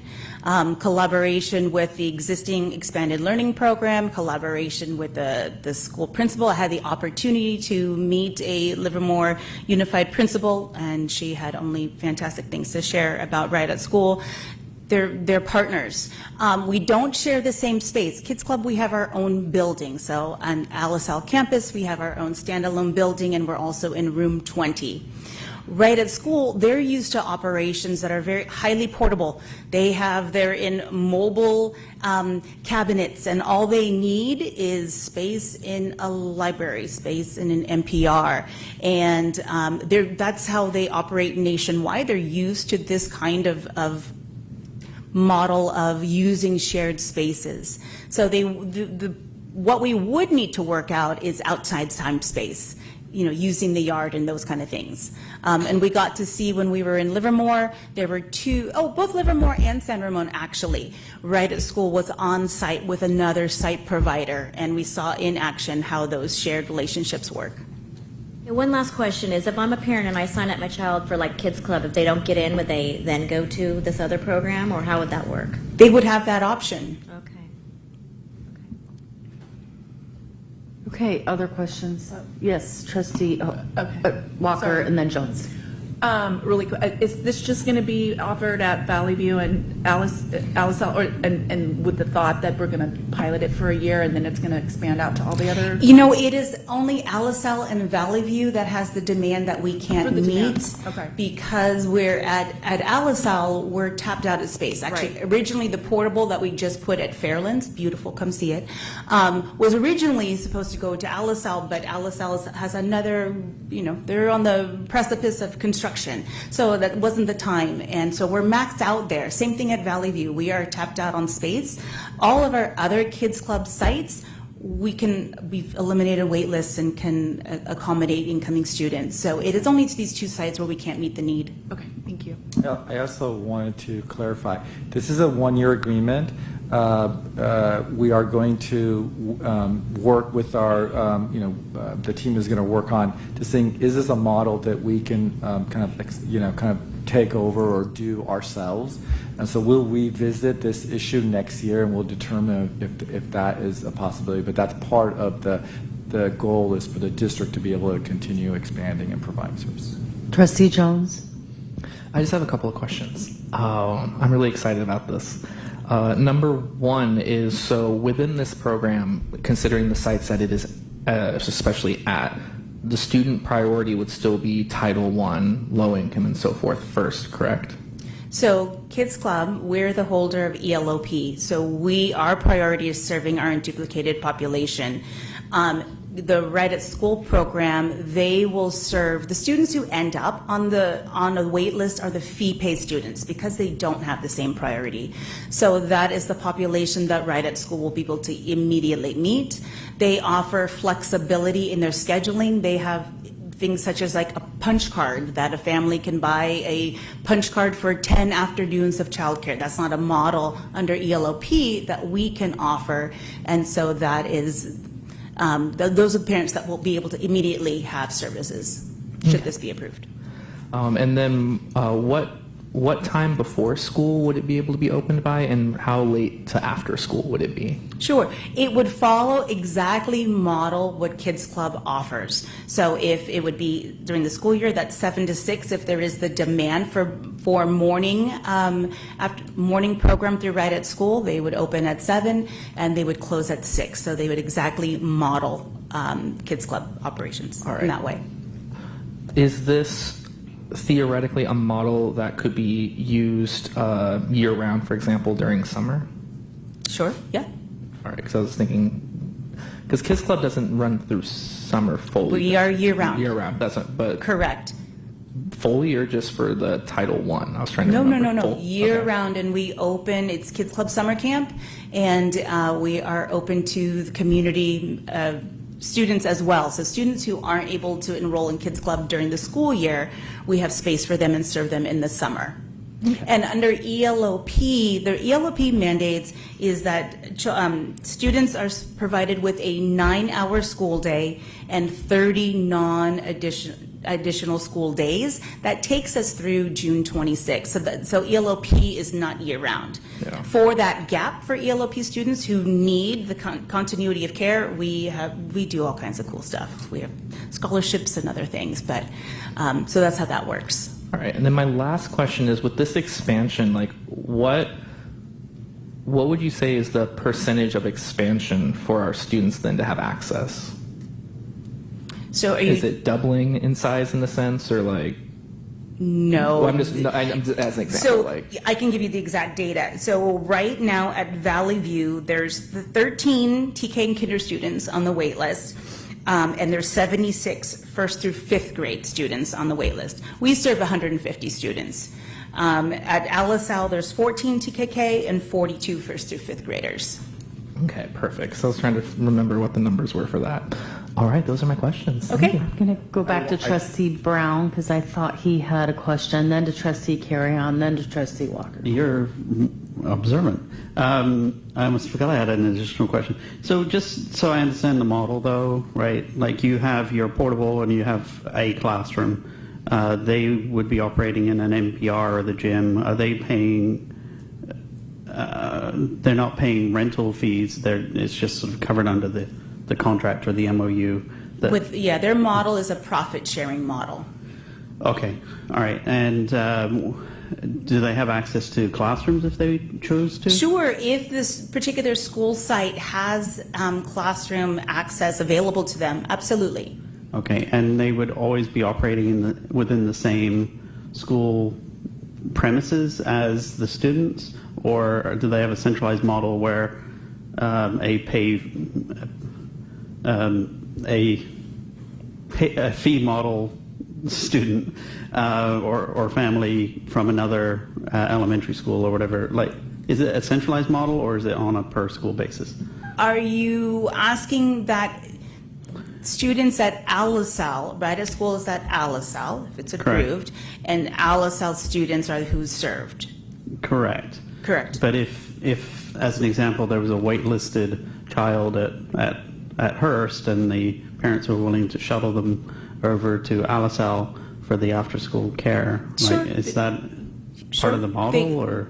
They could do that. I mean, it would be, parent choice if they wanted to seek that out. We don't have wait lists at our other elementary schools. Yeah, I'm not even sure how that would work, but I was just trying to make sure that it was using the LSL program is within LSL, intended for LSL students. Correct. That's all. Okay, thank you. So I'm just wondering the grade levels. Is it TK to? TK through fifth grade. Okay, thank you. Trustee Walker, then Jones. Okay, Trustee Jones. Thinking back to earlier, so there is no wait list at Walnut Grove right now. Nope. But if a parent on a wait list wanted to add their child into the kids club at one of these sites, would they theoretically be able to? Our policy to attend a kids club, so in order to attend Walnut Grove Kids Club, you need to be a Walnut Grove student. So you're enrolled at the school site where you attend Kids Club. Okay. it'll be interesting to look at that potentially. Trustee Brown? Sorry. I presume, like you said, they mirror the hours of Kids Club. Do they also mirror, like I know for Kids Club, as an example, the Kids Club employee comes and picks the student up and escorts them to the Kids Club from their classroom so they don't have to sort of wait in? Correct. The It's the same exact model. way that we pick up our TK students, our kinder students from their classroom and walk them over right at school follows the same model. And the same operation calendar as well. So their calendar will look exactly like our school year calendar. And how would the pickup work? Because I know, like, at one point, one of my kids was in Kids Club, and you'd sort of go to Hearst, you go to Kids Club, you'd knock on the door, and you'd sign your kid out, et cetera. Will they have their own door and their own... That's a great question. I can tell you what we saw in Livermore. In Livermore, they utilized an MPR, and they have a portable kiosk that's outside that has a doorbell. So they, you know how we have at the school sites, we have the doorbells and the cameras and all those things attached to our building. They've created a remote version of that. So they have just as secure. Parents don't come into the facility just like at Kids Club. There's a designated, they're buzzed in or walkie-talkies. They see the parent and let them into the designated area where then their parent, the child, is signed out. They utilize an electronic sign-out system just like Kids Club as well. Okay, thank you. You're welcome. Trustee Gorsuch or other trustees, any other additional questions? Okay, I just have one question. Going back to the contract or the ratification from CSEA. Is that typical at times where an item might come to the board related to any labor union party and an agreement isn't completed with the ratification? And I just would like to get some general understanding if that has happened before, or if that's something that happens typically, or if there is an overlap, or why there was a misalignment in timing for that. I can clarify that. Before I do that, I just want to point out two things in the contract because I helped negotiate a lot of the details of it. There is a 15 student minimum, but we believe based on the numbers, they will far exceed that. The other thing is that both these schools have significant number of, because we can't, basically all the students that want after school care can't get it. There's a lot of vans that come and pick up students, and so there's a lot of challenges at the school site due to transportation to just try to get kids to a program that they can go to. So that we hope that will get reduced somewhat. And there's also a 50% a discount to staff as well. So if staff have kids that want to bring them to this program, they get a significant discount. So there's other benefits that I just wanted to point out.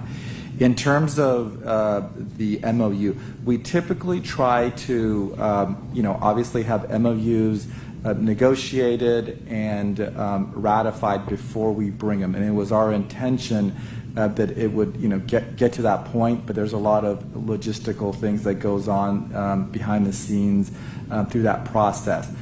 We ran as hard and as fast as we could, but due to the tight timeline, and we wanted to give Right at Schools as much time that remains in the school year. So they have about a month to, get the word out to the community so parents start to think about their plan. So that was the reason we ran so hard to bring it to the board, because the next board meeting is on the 14th, and that wouldn't give them enough time to, get the word out to the school community. So it's not typical, but in this situation, we kind of alerted CSEA, and they did the best they could. We're probably off by a few days, so hopefully we'll get that approval. So as a follow-up, what in general happens if the ratification wouldn't go through, just to understand procedurally what would occur then? If the ratification doesn't go through, we'll notify the board and we'll not sign the contract. Okay. All right, thank you. I'll make some additional comments later. Are there any other questions? Yes, Trustee Brown. So I liked the idea that because obviously one of the great things about Pleasanton schools is a lot of our teachers have their kids in the schools as well, right? And so offering an employee discount is wonderful. Does that extend to part-time employees? Does it extend to temporary employees? Is it just full-time FTE? Do we know? I probably don't know that level of detail, but typically these organizations are quite flexible to try to accommodate staff, and so we'd have to follow up with what it's. Okay. Yeah, I asked the question just because sometimes we get feedback from, as a board, that we're not considering our temporary workers as well. So I wanted to at least ask the question. So thank you. Any other questions? Okay, I'm going to duly pass it to Dr. Geisels, who wanted to make some comments. Thank you, President McCaughey. Just excellent questions, really good. Monique, your presentation was unbelievable, and you and Ahmad and the team, I really want to commend you, Marta too, for moving quickly. I spoke about this at the City Council, Joint City Council PUSD board meeting on Tuesday night. You know, just for the context again, is that we went out last year looking for more interdistrict transfers specifically, and to make sure we retain parent choice here too, and staff, and the 50% thing is just great in terms of a discount. And what we found anecdotally, and by the way, we have over 550 interdistrict transfers already. So this is the first time Pleasanton has gone out to look for more interdistrict transfers. We had to drop, your children off at PUSD as you go to work in Pleasanton if you live outside. And what we found overwhelmingly, anecdotally, is that people wanted to be able to have daycare, drop their kids off and pick them up. That was really important. So we knew we had to move quickly. Kudos to you, Monique, for the numbers and increases from this year to through the years, doubled, right? And then we knew we didn't have time to build it ourselves. You know, when we took over the crossing guards, we were able to do that in about 15 minutes, and it was a heavy lift, and we insourced it. The city outsourced it, and we're still working with that. This one was much more complex, so I really want to appreciate CSEA and their partnership. A big shout out to them, because our commitment is to not outsource with vendors in the intermediate and especially the long run, but to build it ourselves. We think we'll build a really high quality one. But you know, we can talk about profit, we can talk about revenue, but I think the most exciting thing, and I think the legacy here, Monique, is that extended day is one of the most profound effect size treatments, particularly on our kids and our student groups, households of poverty, English language learners, and the like. Because the longer we have students in school, the more they achieve, the more they're influenced. And your program is absolutely outstanding, and this vendor has a lot to benchmark with you. And what I'm excited about, I think you said when we were over at STEAM that this year our sixth graders are going to be we're up to the sixth grade now with Kids Club. It's called Next Gen, Next Gen has been in operation for several years. We've expanded. We started out at PMS because they were the highest population of unduplicated students. We then moved to Hart. All the while, we were transporting students in our van across town, and we have secured a classroom space at Harvest Park. So in the fall, all 3 middle schools will have an on-site Next Gen program. That's another thing worth mentioning. So, you know, we can talk about money, we can talk about revenue, we can talk about enrollment, but the bottom line, this is really good for kids. Really good for kids because of that extended day and the quality that Monique and her team have performed. Okay, thank you. All right, we've had a robust discussion filled with lots of questions. So next we're going to open this for public comment. If there's anyone in the audience that would like to come up and speak on this item, this would be the time to do so. Okay, seeing none, then we'll close public comment, and we're going to bring it back to the trustees for concluding comments before we take a vote. Trustee Brown. Great job. I'm excited to see it. The fact that we asked so many questions, we want to understand the model.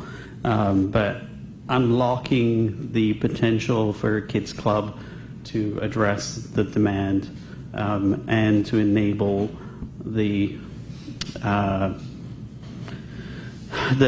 especially the TK program and get people into the district at the TK level and meeting that need is exactly what the board has been hoping to see for a while. So I'm thrilled to support this. Thank you. Yes, Trustee Karen. Both of my kids benefited from Kids Club, outstanding program, and I'm really excited that we're expanding this. So thank you for your hard work. Trustee Jones. I'm really excited for this. When I was at Vintage Hills, I was not able to do Kids Club because there was not enough room at it. And so I always had to stay at friends' house after school while my parents worked.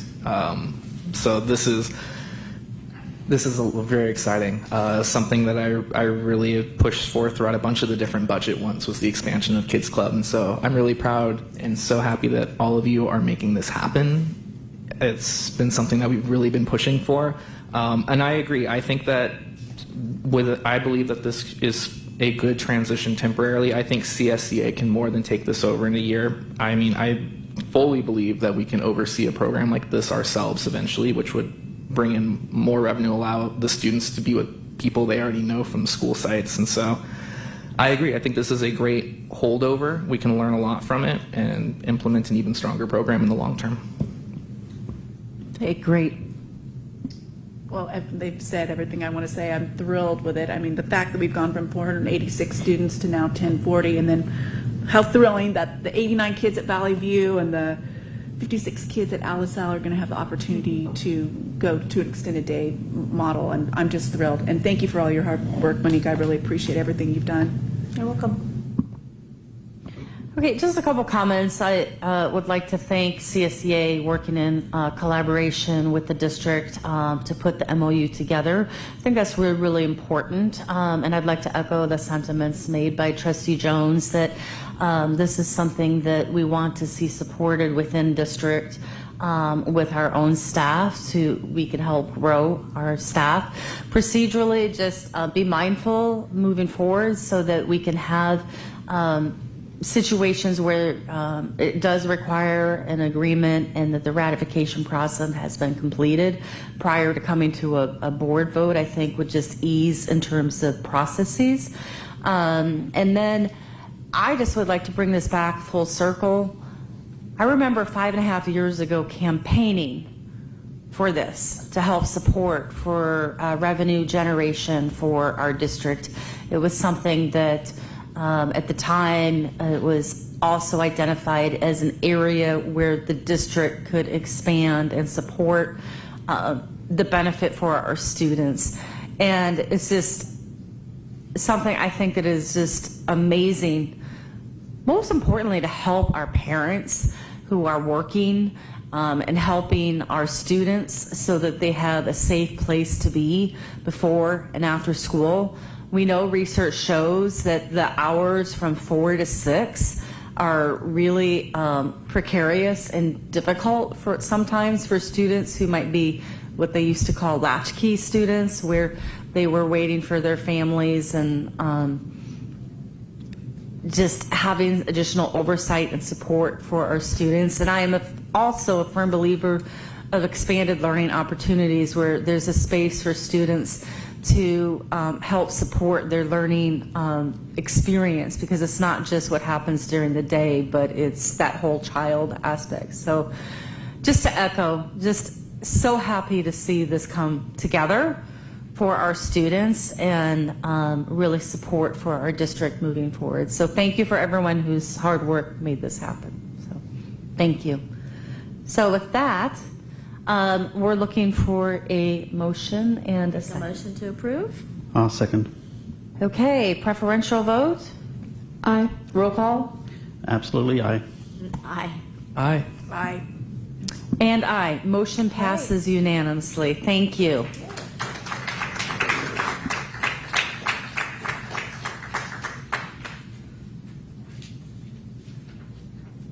Okay, the next two agenda items are resolutions.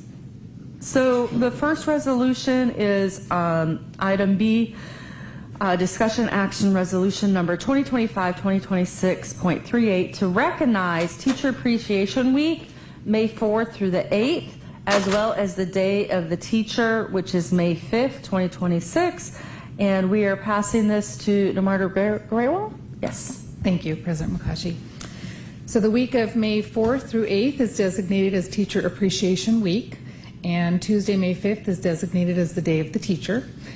Teacher Appreciation Week is an excellent time to honor our teachers, counselors, librarians, full inclusion specialists, psychologists, speech and language pathologists, nurses, and all other certificated employees who make a difference in the lives of our students.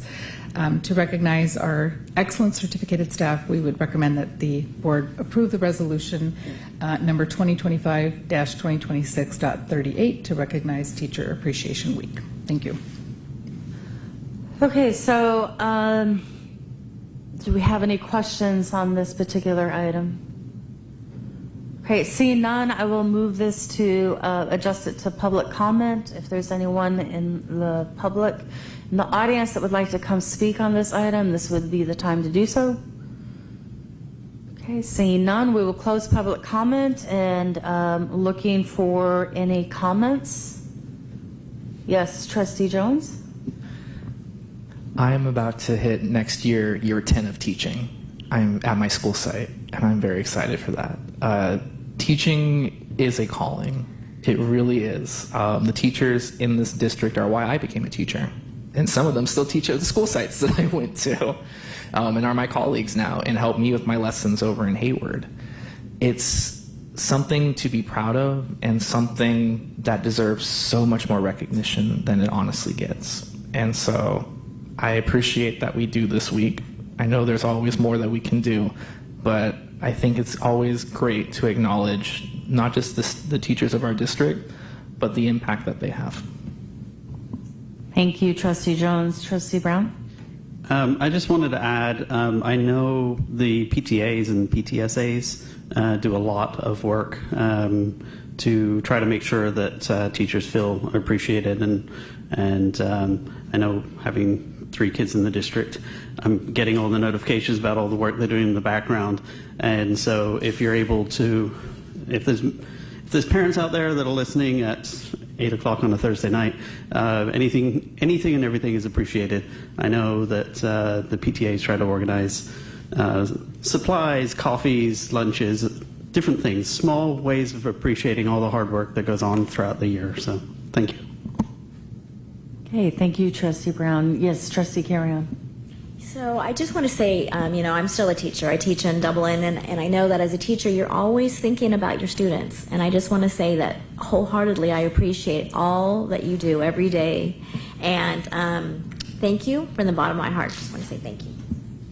All right, great sentiment. Other comments? Yes, Trustee Walker. Okay, I also I come from, both my parents were educators, teachers, lifelong.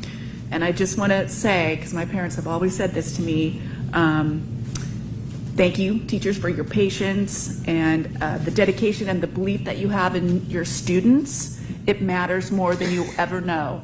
It really does. Even later in life, my parents, former students came up to them. My dad was 92 and a former student came up, and just thank you. You're not only shaping your students, but you're shaping the future. So I really appreciate everything you do for our students. Thank you from the bottom of my heart. Thank you. Okay, well stated. I'm not going to be repetitive, but just I think that we all have memories of our favorite teacher or someone who helped give us direction all through our lives. And teachers really provide that backbone and support for our students. To really support that lifelong learning experience, which kind of echoes back to the district's mission and vision in terms of really supporting an opportunity for all of our students to reach their greatest potential, which is one of our district's beliefs. So with that, we're going to do a roll call vote, and then I'm going to ask that we read the resolution. So with that, So moved. I'll second. Yes, Trustee Gorsuch, did you want to make a comment? Yeah, I had a comment. Yes, absolutely. So I would definitely say, like, being in PUSD since I was in kindergarten, like, I feel like I had the best teachers ever, and I feel like PUSD has, like, just really great teachers, and not only with, like, academics and their teaching, which is obviously they're super smart and really cool, but also this year as a senior, having them, like, write me letters of recommendation for college. And like that starts like sophomore, junior year when kids want to get internships or they want to get jobs. And teachers are always so open to helping students succeed outside of just their classroom. And so, you know, from like sitting, like we have access period in high school. So from like sitting like next to me, like helping me with math to like then writing me a letter of recommendation for college, like that is such a big deal to help me not just with my schoolwork, but also with like real life experience. And they're so like ready and willing to do that, and it's just amazing. Especially like as a senior, like I'm just super grateful for my teachers, and so I'm really glad that we're doing this. Sorry, thank you, Trustee Gorsuch. So we'll go back to the motion made by Trustee Jones and seconded by Trustee Carrion. We'll do a preferential vote first. Aye. And then roll call. Aye. Aye. Aye. Aye. And aye. Motion passes unanimously. So with that, I'm going to ask Trustee Gorsuch, would you mind starting out the first line, and then we will go towards Trustee Brown and do a circle to complete the reading out the resolution. Thank you. Whereas the week of May 4th through 8th, 2026 has been designated as Teacher Appreciation Week and Day of the Teacher, May 5th, 2026, and Whereas Pleasanton teachers mold and guide future citizens through patience, hard work, and positive example, and whereas Pleasanton teachers are responsible for educating and encouraging students to become the next generation of inventors, entrepreneurs, public officials, first responders, professionals, and service providers so that our community continues to grow and flourish, and whereas Pleasanton teachers encounter students of widely differing backgrounds and support them all equitably with compassion, and Whereas Pleasanton teachers help build the country's future by providing quality education to all students, and Whereas Pleasanton teachers spend countless hours preparing lessons, evaluating student work, counseling and coaching, and performing community service, and Whereas Pleasanton teachers, counselors, nurses, librarians, psychologists, speech and language pathologists, and other certificated staff continue to contribute to the well-being of our local community and the entire state, and Whereas Pleasanton recognizes and supports its teachers in educating the children of the community, and Therefore, be it resolved that its celebration of our certificated staff, the Pleasanton Unified School District, hereby recognizes Teacher Appreciation Week, May 4th through 8th, 2026, and Day of the Teacher, May 5th, 2026, and encourages all members of our community to join with it in expressing appreciation to our teachers for their dedication and devotion to their work. okay. Well, that's it. Thank you. All right, so we have another resolution celebration for to recognize our classified staff. So this is discussion action resolution number 2025-2026.41 to recognize classified school employee week. Classified School Employee Week, which is May 17th through the 23rd. And so I assume I'm passing it back to Namarta Graywell. Yes, thank you. So also important as our recognizing our classified employees, the week of May 17th through 23rd, 2026 is designated as Classified School Employee Week by the California School Employees Association and the state of California. Classified School Employee Week presents an excellent opportunity to recognize and appreciate all of our classified employees who serve in the many vital roles to help support the learning environment for our students. With that, we would ask that the trustees approve Resolution 2526.41 to recognize Classified School Employees Week. Okay, so we'll follow a similar format. Are there any questions? Okay, seeing none, I will open it for forum for public comment. Okay. Okay, seeing none, we will close public comment, and now we will go to concluding comments before we will seek a resolution passing for this roll call vote. Yes, Trustee Brown. So I'll kick it off. I mean, as Nirmara phrased well, this is just as important as recognizing the teachers. Like, it doesn't matter if you walk in the front office, the greeting and help that you get there, the great work the janitorial team do, the groundskeepers, everyone. It matters to the students, it matters to the parents, and it matters to the teachers and other staff that are working in that building to have all of the supports that we have. Plus, we also rent out these spaces and so on. So I just wanted to acknowledge that with as much gusto as I did for the teachers. Well stated. Yes, Trustee Carrion. Yeah, I just wanted to add to that. It's a team effort, and I just want to say that I wholeheartedly appreciate all of their hard work as well. Fantastic. Any other comments? Trustee Jones? I will always remind people my mom was a secretary in this district, and she was very proud of that work down at the district office. And to be blunt, many of these staff members, just like my teachers, were there for me. The library was the place that I quite often would escape to when I needed to not only be myself, but to also find myself. And there are many other programs that Classify do that fall in that same regard. So they more than deserve a week of recognition, far beyond that. But I'm glad we were able to do this. Okay, thank you. Trustee Walker? Okay, well, clearly I was part of this community, and classified personnel, they're essential. They provide the scaffolding to support our schools above and beyond. They keep our schools running. They support our educators. Schools really couldn't run without them, in my opinion. So thank you, classified employees. Thank you for all you do. Your impact is really profound, and it doesn't go unnoticed by any. You're very noticed, and thank you. Above and beyond, I just can't say enough about the classified employees, so thank you.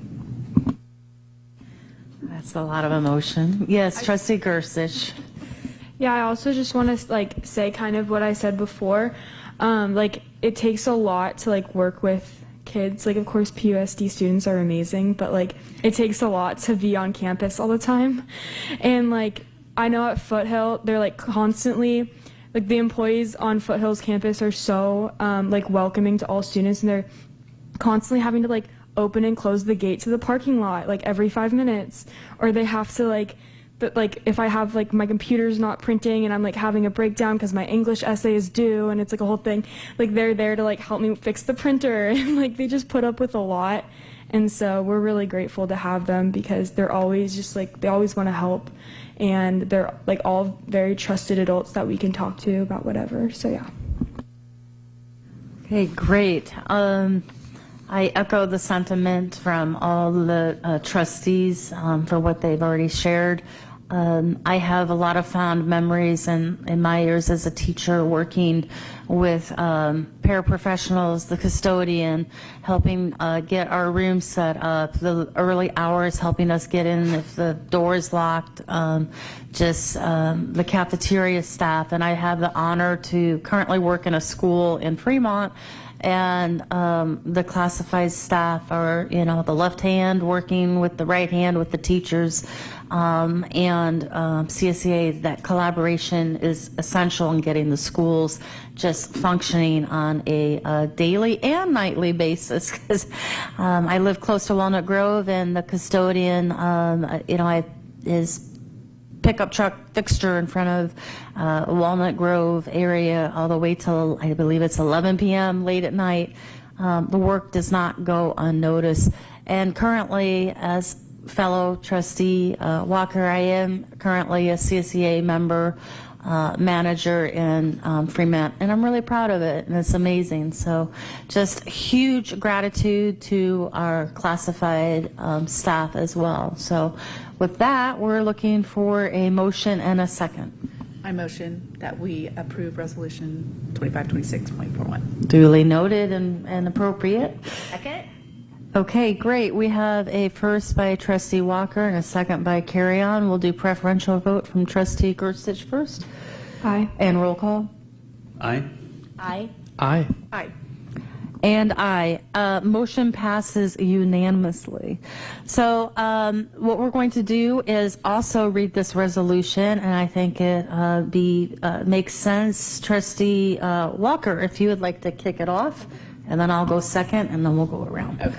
Whereas the week of May 17th through May 23rd, 2026 has been designated as Classified School Employee Week, and whereas classified employees employed by the Pleasanton Unified School District provide critical service to the schools and students and strive for excellence in all areas relative to the educational community, and whereas classified employees serve the students, staff, parents, and citizens of the district by providing essential services in the educational system, and whereas classified employees support and enhance the educational process by assisting students and teachers, transporting students, preparing nutritional meals, maintaining buildings and grounds, and performing technical, business, clerical, and secretarial functions, and whereas classified employees provide efficient and effective support and ancillary services that are essential ingredients to excellent teaching, sound administration, and high student achievement, and whereas the classified employees go above and beyond to support the implementation of new standards and assessments in order to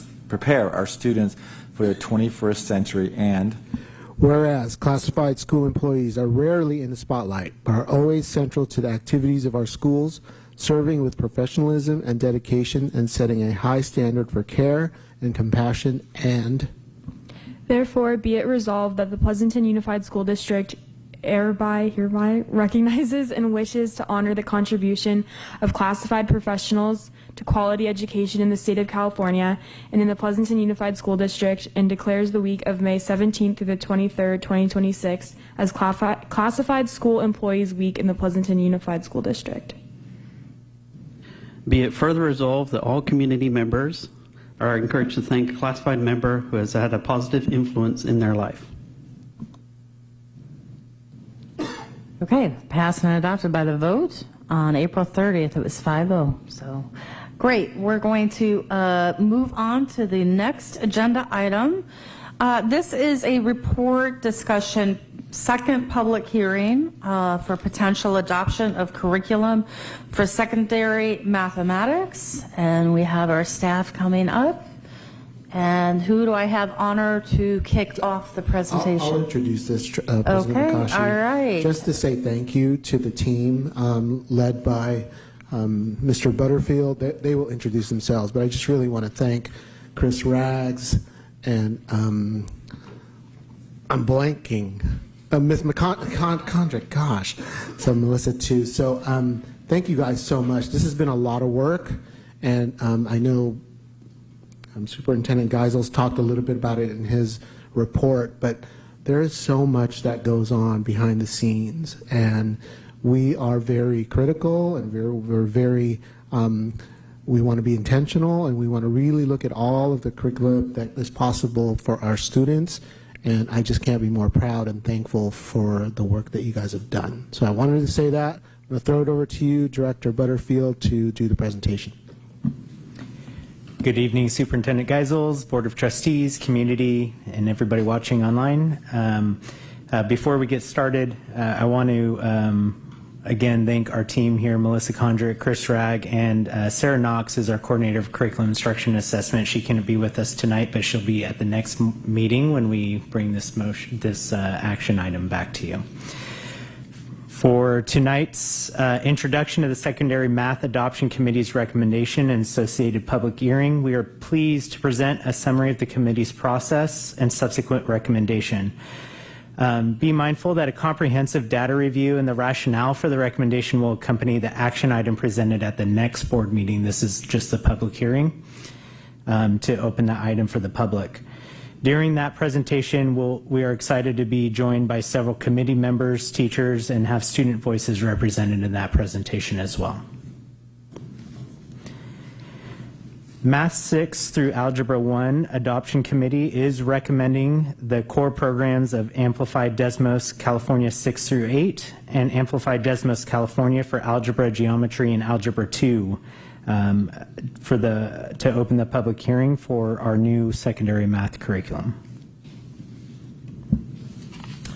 So this decision-making process has been a journey spanning over a year. We began around this time last year, reaching out to curriculum companies and engaging potential committee members. And then our official adoption meetings launched in September of 2025. And since our last adoption update to the board that we gave you in January, we've completed classroom pilots, analyzed comprehensive data, reached committee consensus, and arrived at today's milestone, sharing the committee's final recommendation with you. We are mindful that the conclusion of this adoption process is not an endpoint. It's really the beginning of an even more critical phase, which is the implementation of the curriculum in the classroom. So per Ed Code, the pilot materials have been available in the district office entryway since January of 2026. And beyond this compliance requirement, we wanted to ensure our entire community had access to review these materials, even families whose students were not part of the pilot process. And we're grateful to our front desk staff for supporting this effort and welcoming community members throughout this review period. Beyond the data collected during our initial materials review, our team gathered a breadth of information from both students and teachers. This included pilot surveys, as well as classroom visits to every pilot classroom during both implementation periods by members of our team, allowing us to collect rich qualitative data from staff and students.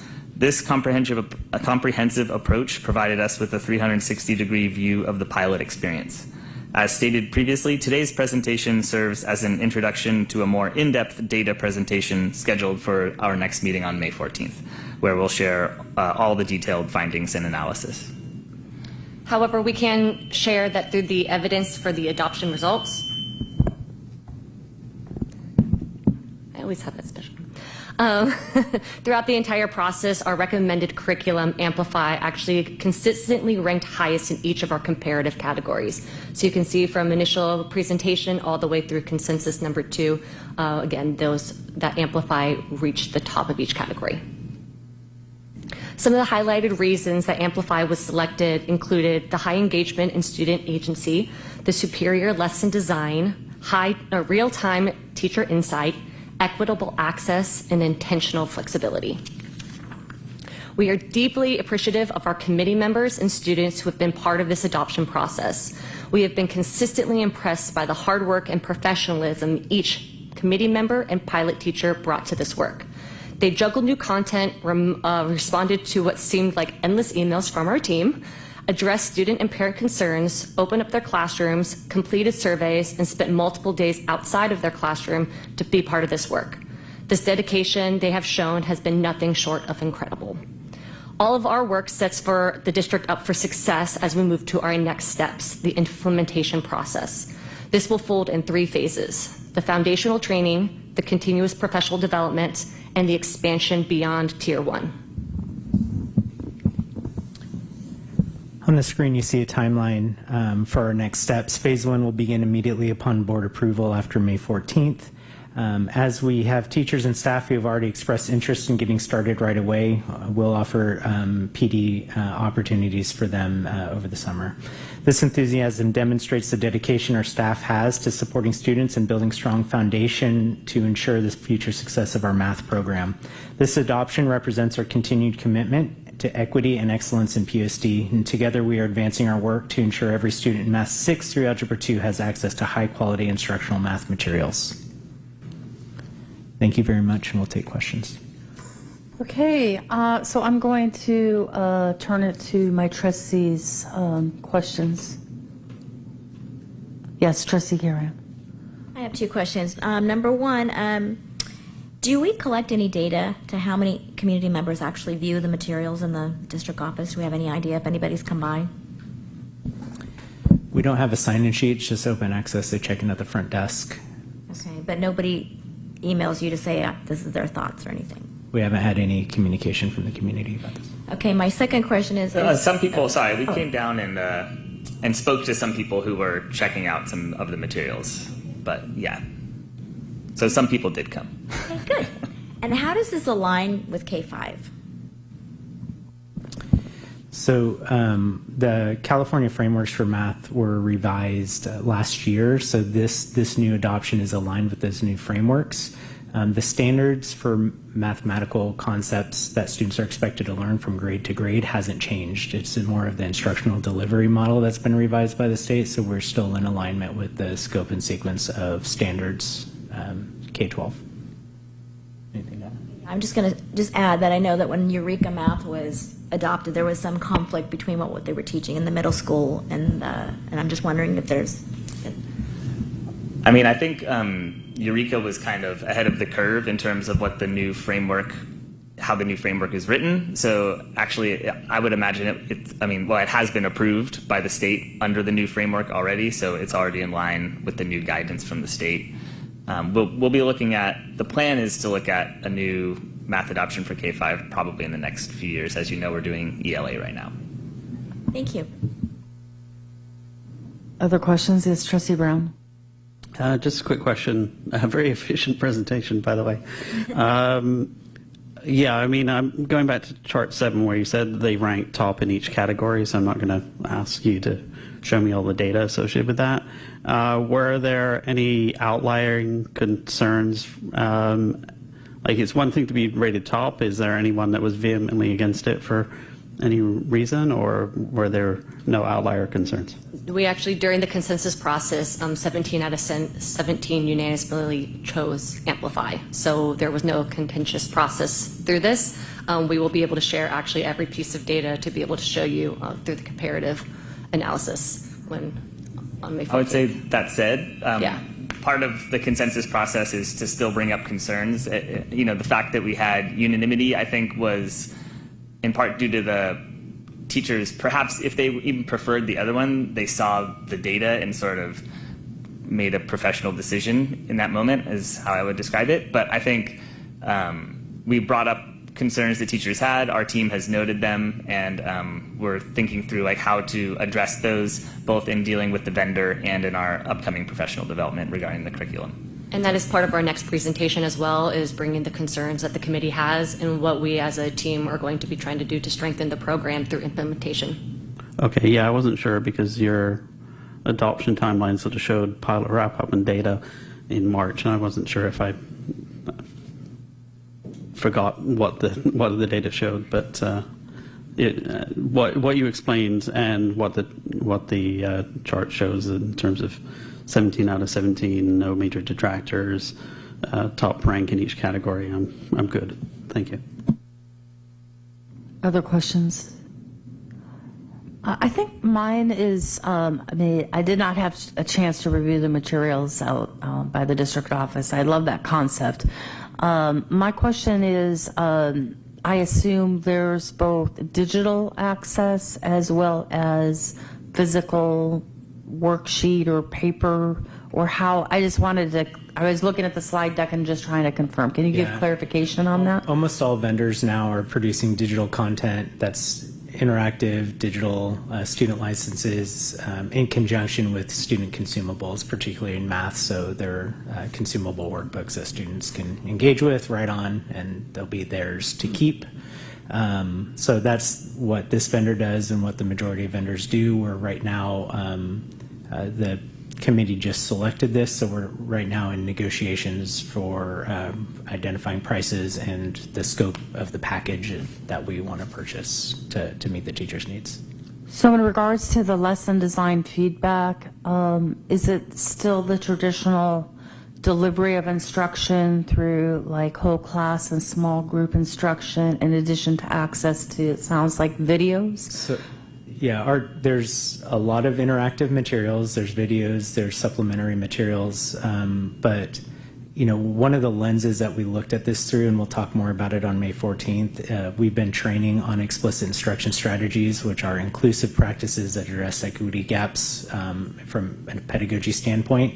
And we actually had teachers rate this material in alignment with those practices that we know are best pedagogical practices. And so that was one of the things that we were looking at is, does the curriculum set teachers up for success in terms of effective pedagogy in the classroom? And that's what we're looking at. Thank you. That's great to hear. Any other questions? Okay, so thank you. We're going to open this for official public comment as it's a public hearing.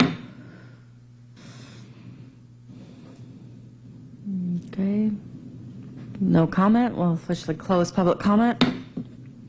So now we're going to, don't leave yet. We still have to vote. So I'm just doing for public comment. So kind of threw people off. What? Oh, I thought it was a vote. Well, No, we still have comments. We still have comments. Tonight is the public hearing, President McCaughey. I thought it was the second hearing. No, is this No, the first this hearing? is the first public hearing, I and then apologize. we will bring it back for the action from the board. Okay, I misspoke. Earlier I said it was the second hearing, so don't leave yet. Any other concluding comments before we move? Yes, Trustee Jones. I just want to say congratulations. I'm on the Secondary Curriculum Council in Hayward, and so I know how long and difficult and just painful it can sometimes be to do these. The fact that you got 17 unanimous, I'm just, congratulations to you, because the fact that none of us got emails of people being like, this is evil, it's horrible, don't adopt it, which we've gotten in the past before, but like this time we haven't, really does show the process working and that the teachers are really behind this new iteration that you've brought forward. So just great work, you guys. Okay, great. I just think I just have one comment, and it's something that I've been really, really passionate about over the years, and that is what Trustee Carrion mentioned in regards to how can we engage meaningful input from the community, the parents, just continue to strategize how we can collect additional input and feedback. I know the district has spent time trying to engage and get different ideas of how to elicit that feedback. And so I just continue to encourage you to continue to strategize additional ways to get that feedback. Because I'd love to look at the data and get the different comments. So appreciate the continued effort to get that engagement. And Mr. Butterfield, do you have a comment? We'll be excited to share all of those student feedback surveys, and we have a landing page that we'll put in the communication too that shows all the parent communication that was sent out by the teachers that were piloting the materials along the way as well. So there's a lot of data to share on May 14th. Okay, great. Thank you. All right. Any other comments? All right, now you're free to go. Thank you. Thank you very much. And one person I did not mention, and that's Sarah Knox. Outstanding work, teachers. Melissa, Josh, Chris, thank you.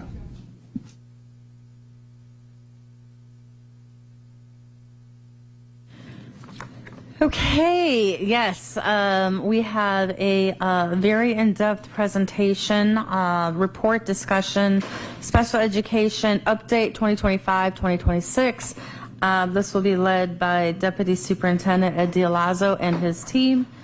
So we appreciate you being patient. And then Mr. Dialazzo, when you kick off the presentation, if you could just clarify the two different slide decks, because there was some similarity and overlap, just so that for those who might be listening or taking a look at those attachments, that we have that clarification. So, without further ado. Thank you very much, President McCaughey, and good evening again. Dr. Geisels, trustees, cabinet, and staff and community, thank you. So this is a presentation to the board regarding our special education program, and I will explain. So the QR code is actually the presentation that has more narrative. And so tonight, what will be shown here is not that. The one that we will show will not have sort of that booklet kind of look to it where there's a lot of narrative for each specific slide. So we will show you the slide and we will speak to the slide. So hopefully you guys can follow along. This is the presentation that you should be following along to tonight. So if the trustees are looking at the attachments online, there's one on the left and one on the right. Which one are they to be opening up? The one on the left? Okay, all right, just so everyone's clear. All right, thank you. Thanks, Ms. Biasnar, for doing that. Okay, so thank you very much. This is the first slide, and Dr. Ricard, you will do the honors of moving us along. So this particular slide, we want to make sure that we present information to the board, but I want to first thank some of the folks that are in the audience. Special education is a very robust program, and it is run by amazing people. It starts with the leadership, and I will ask that you introduce yourselves, please. Good evening. I'm Dr. Jenny Ricard. I'm the Senior Director of Special Education. Hello, Carrie Strafacci, Assistant Director of Special Education. Of course, we have special education teachers, we have classified staff, we have paraeducators, we have clerical staff right here in the district office. A lot of them are behind us tonight, staying to hear the presentation. I am just so proud of them. I'm proud of the principals. Everybody that is part of a student's individualized education program is so critical to that student's program and services and education. So I'm just really proud of everybody who supports special education. Next slide. So tonight, hopefully, if we can, it's a long presentation, but we want to keep your attention, so we're going to kind of break it down in 3 different categories. And so the first bucket, we want to talk about the budget. The budget is a topic that we talk a lot about, and we want to break that down a little bit. And it's not just the budget, it's really some trends that we're seeing in special education. The other section will be section number 2, and it's regarding compliance. We're going to talk about some monitoring that we do in special education coming from the federal government and from the state, and really to look at and present to all of you how do we provide service delivery to our students. And then the third component, hopefully we will end on a high and talk about some highlights that special education provides to our students. So before we dive into the data, I want to ground the work in our department's vision and mission. At the core, this work is all about belonging, ensuring that every student is supported to thrive. And we do that in our department by building the capacity of our PUSD staff and by partnering with families to deliver meaningful and inclusive educational experiences for our students with disabilities. Special education in PUSD represents a large and highly specialized workforce, including teachers, psychologists, related service providers, paraprofessionals, behavior staff, and administrative support. When we talk about costs, we're really talking about the people required to deliver services to students.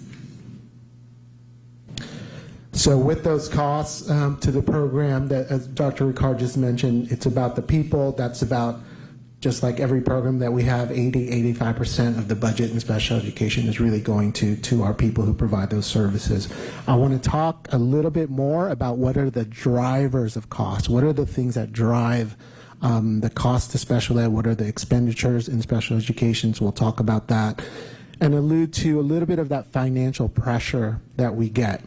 The state provides about 30% to what we expend on special education. The federal government is about 10%.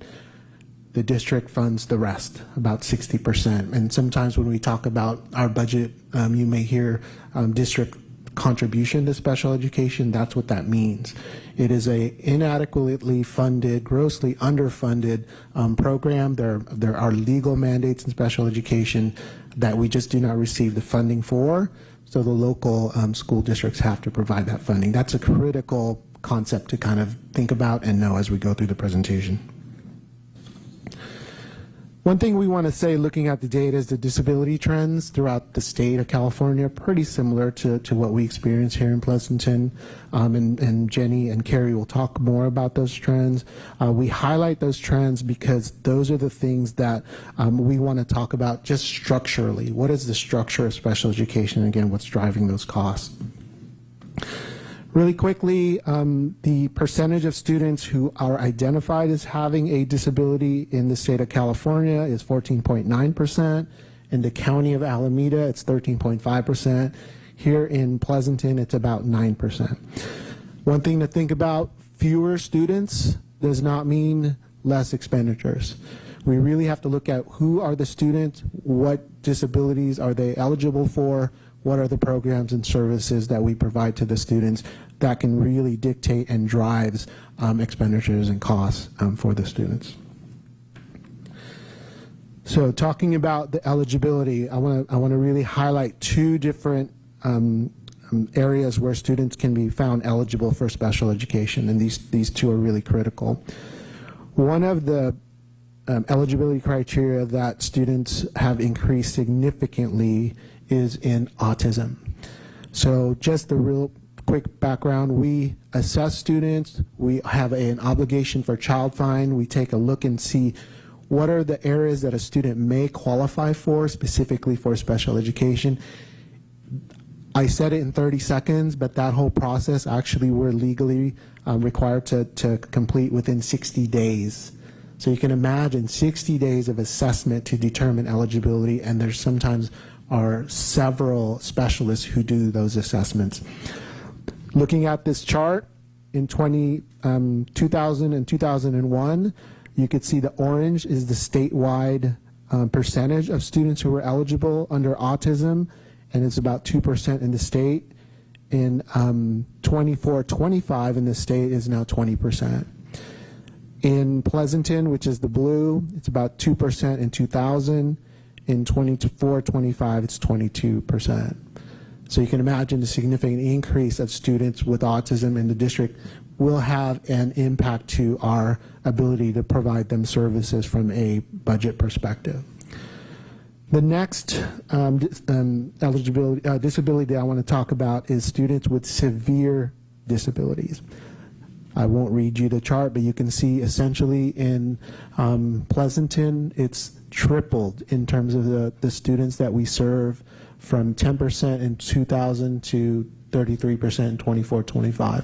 One thing to think about is there are 13 areas where a student can be found eligible for special education, 13 different categories. Severe disabilities falls within 10 of those categories. So what that means is the number of kids that have tripled in this particular group means more services, lower adult to student ratio, more unique types of services that I'll get into here in a little bit. Identification and intensity of need drives costs. As I mentioned, more staff, more specialized services, smaller classroom settings. And what we're finding too, just looking at our own data, there's been some lingering impact from the pandemic years. Students in special education from a recoupment and recovery concept may not have recouped some of that learning that may have been lost, and they're not recovering like their typical peers. What that means is that we provide those services to help them catch up, to remediate, and to even just provide some of those basic services. So that's important to know. Lastly, on this particular slide, sometimes when you have students with more complex needs, more intensive needs, there's a possibility of higher potential for disagreement. And sometimes that means legal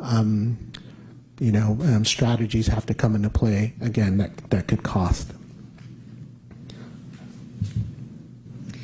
So as we move now into some of the financial data, I'm going to be comparing the current year's costs with those that are just before the pandemic, because I think there are some important things to highlight there. Also, what you're going to see is not just that costs have gone up since the pandemic, but also that things are stabilizing, and we'll get into why those things are happening. So over the past 5 years, the cost of providing special education services in PUSD has increased, and it now accounts for about 20% of the district's general fund expenditures.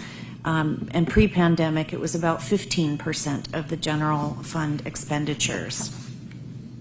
And I'm going to talk a little bit about what are the factors that make up that difference, what caused 5% increase in those expenditures.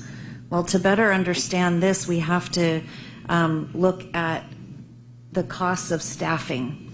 And so what we know is that about 3/4 of the increase in special education costs in the past 5 or 6 years has been because of staffing. And that there are two other drivers as well, contracted services, which might mean contracted staff, but it also means services like non-public school tuition or things like that. And then to a much, much smaller extent, some costs related to legal disputes. So now we'll dive into a little bit more of that first driver, which is staffing costs. So looking in particular at teacher and service provider salaries or certificated staffing, the salary increases have been driven by a few things. Negotiated raises is a large one, cost of living increase, and we also now recognize for special educators up to 15 years of service credit. So that means that teachers who are incoming, as well as teachers who are already working in the system, now can have more years of service. That puts them lower and or farther over on the salary schedule. We've also added some annual stipends for special educators. And the great thing is that this has really helped us with our recruitment and retention. And so we've been able to shift some of our costs from contracted services into PUSD staffing. On the classified instructional support side, we've also made some intentional changes to better support students with more intensive needs. In 2022, we reorganized our paraprofessional classifications. So we streamlined, we brought 4 or 5 paraprofessional classifications down to 3. And we introduced a new position, which is Registered Behavior Technician, or RBT. We also increased paraprofessional pay ranges to improve recruitment and retention. And so currently we're also seeing a high request for one-to-one aides. So if you imagine the instructional support salaries, if there are many students who have one-to-one support on their IEPs, that means one certificated or classified staff member, and the salary and benefits that go to that person is providing support maybe just for one student. So it can be, or it is a very resource-intensive support that we provide in special education. The area of management salaries also reflects some intentional restructuring to strengthen our support. Before the pandemic, our program specialists were in the certificated unit, and we transitioned them to program supervisors as managers to strengthen our district level leadership and allow for supervision and evaluation of staff. We also created the behavior program manager position to provide industry required supervision for the RBT staff that we now have in our workforce. Looking ahead in the coming years, we're scaling back to balance our cost and program need.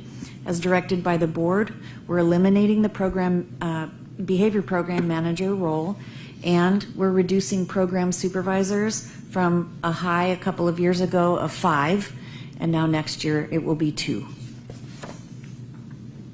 And then finally, benefits, especially medical benefits, are another major driver of cost increases. We significantly increased the district's contribution and added a cash in lieu option to stay competitive in recruitment and retention. Now I'm going to turn it over to Assistant Director Carrie Strafacci to lead us through an understanding of contracted services. Thank you. So now that we've taken a deeper look at staffing, we're going to look at the second factor, which is contracted services. So as you can see, contracted services are the second largest driver of cost increases, making up about 23% of the growth. These costs reflect when we need to bring outside providers due to the workforce shortages or pay for out-of-district placements because of specific student needs, which we'll get into. So this slide will help clarify what's driving those contracted service costs. So for non-public school placements, the number of students requiring those placements has stayed about the same, but it's the cost per placement that has dramatically increased.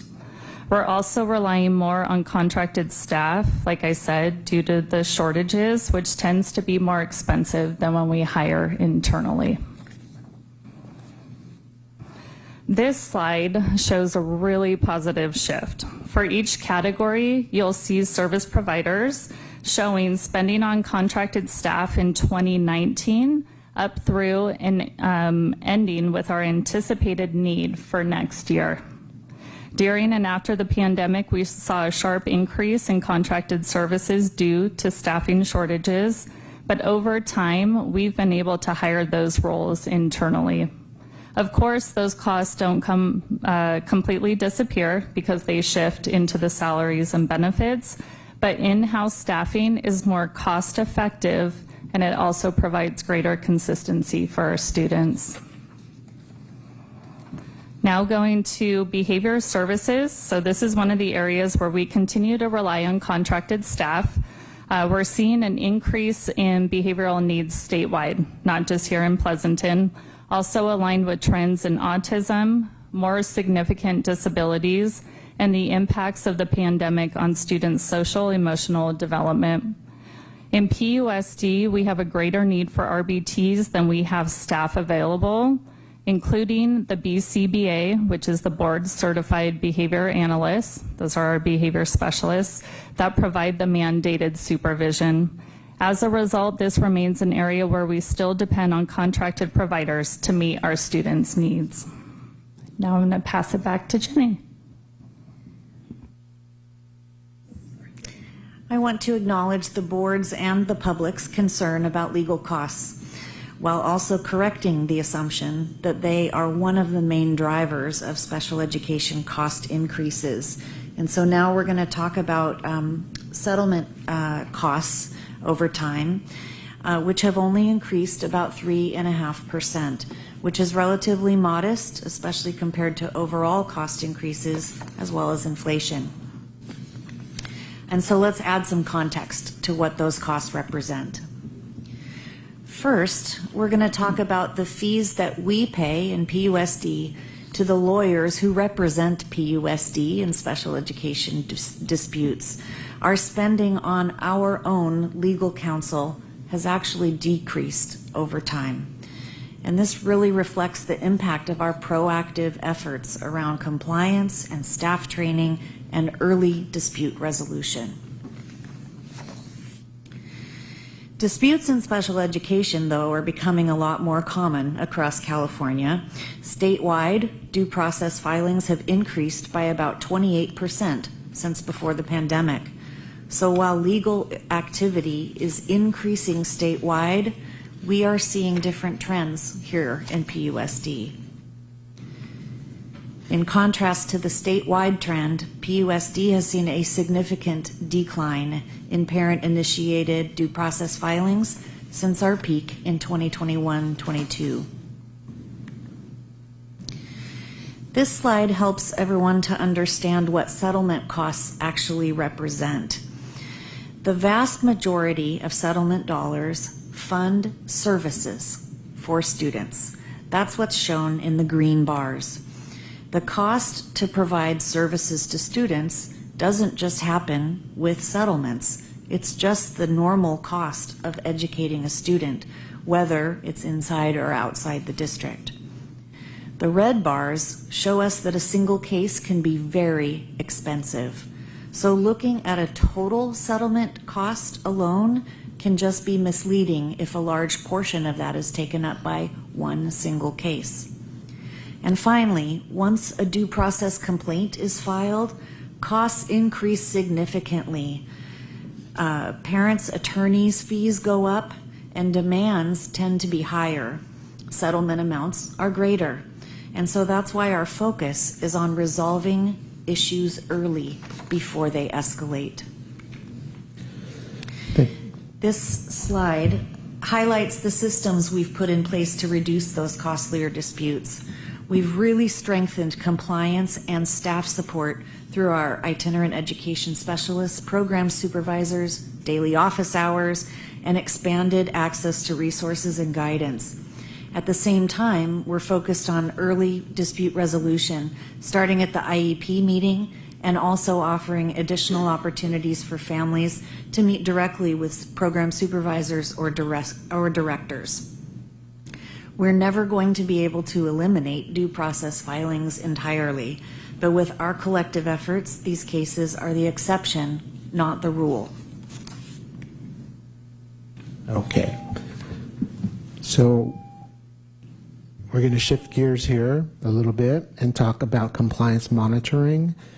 Special education programs are a highly regulated program, and that starts with the federal government to the state government. So this next slide just gives you a little illustration of the IDEA, Individuals with Disabilities Education Act, which is the federal act, and how the California Department of Education looks at the way that programs are monitored.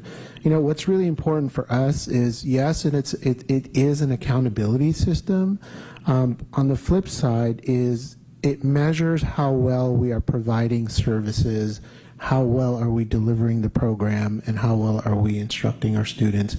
And it gives us some metrics and some indicators to really reach for. So on the next slide, this is the actual dashboard that we look at. And it leads to something called an annual determination. And this particular one is the real live one from the 24-25 school year. So it's always a year in arrears. We look at the previous year and we receive the indicators that help guide our practice. This is really the why. So sometimes when we make program changes or look at how we can improve, some of these indicators are the things that we look at to help guide our practice. And we'll break down 2 of those indicators in the next slide. This slide shows our progress on indicator 5. That indicator is called least restrictive environment, and it measures the percentage of students with disabilities spending at least 80% of their day in general education. When I began my tenure as senior director in 2022, and you can see that data point on the left-hand side, just over half of our students with disabilities in Pleasanton spent most of their day in general education. Since then, we've made a concerted effort to increase that access. How did we do that? At the secondary level, we're shifting away from self-contained classes, and we're increasing the number of supported general education classes so that students can be receiving general education instruction with the support that they need. At the elementary level, we've increased push-in services rather than pulling students out of the classroom. We still offer the full continuum of services, but we don't default to a separate setting for service delivery. And then this slide has a lot on it, but it shows our disproportionality data for specific learning disability, which is another one of the indicators. And the state threshold for concern about disproportionate representation is a risk ratio above 3.0. What that means is if any group is 3 or more times as likely to be identified for special education as students of other groups, the district is designated disproportionate. If that designation continues for 3 consecutive years, then the district is designated significantly disproportionate. And that's when that triggers the need for comprehensive coordinated early intervening services, CSACE, which is what we had a board presentation on last time. And the QR code that you have there, it gives you the link to that CSACE presentation.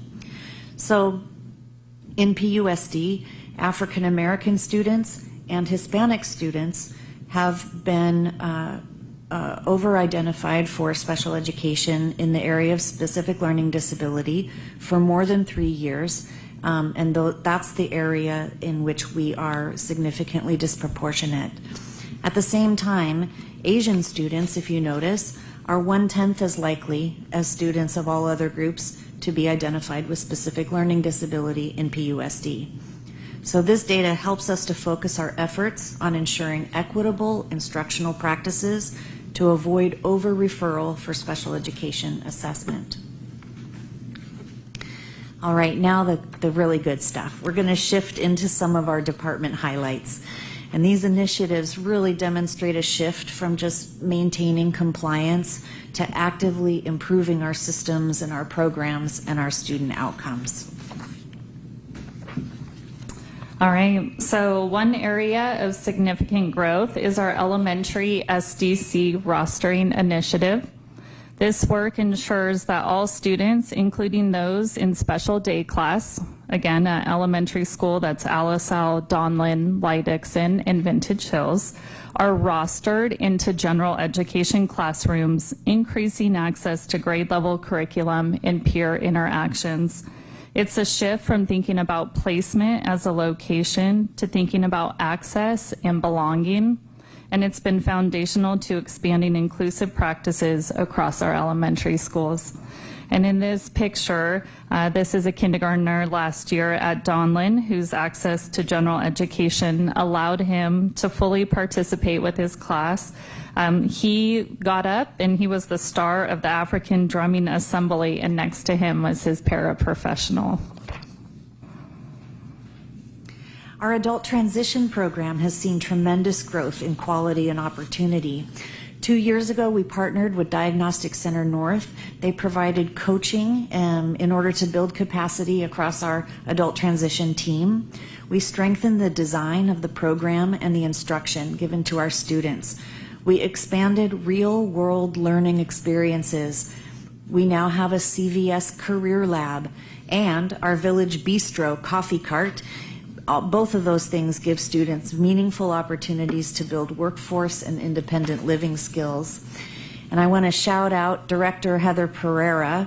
The Village Bistro cart was her idea, and with her support and her initiative, we've been able to accomplish this. The pictures show the Bistro coffee cart here right outside in the lobby at the district office, as well as now one of our high school classes who joins in selling Bistro treats, and they make the rounds at the district office, and it's just a highlight of our week.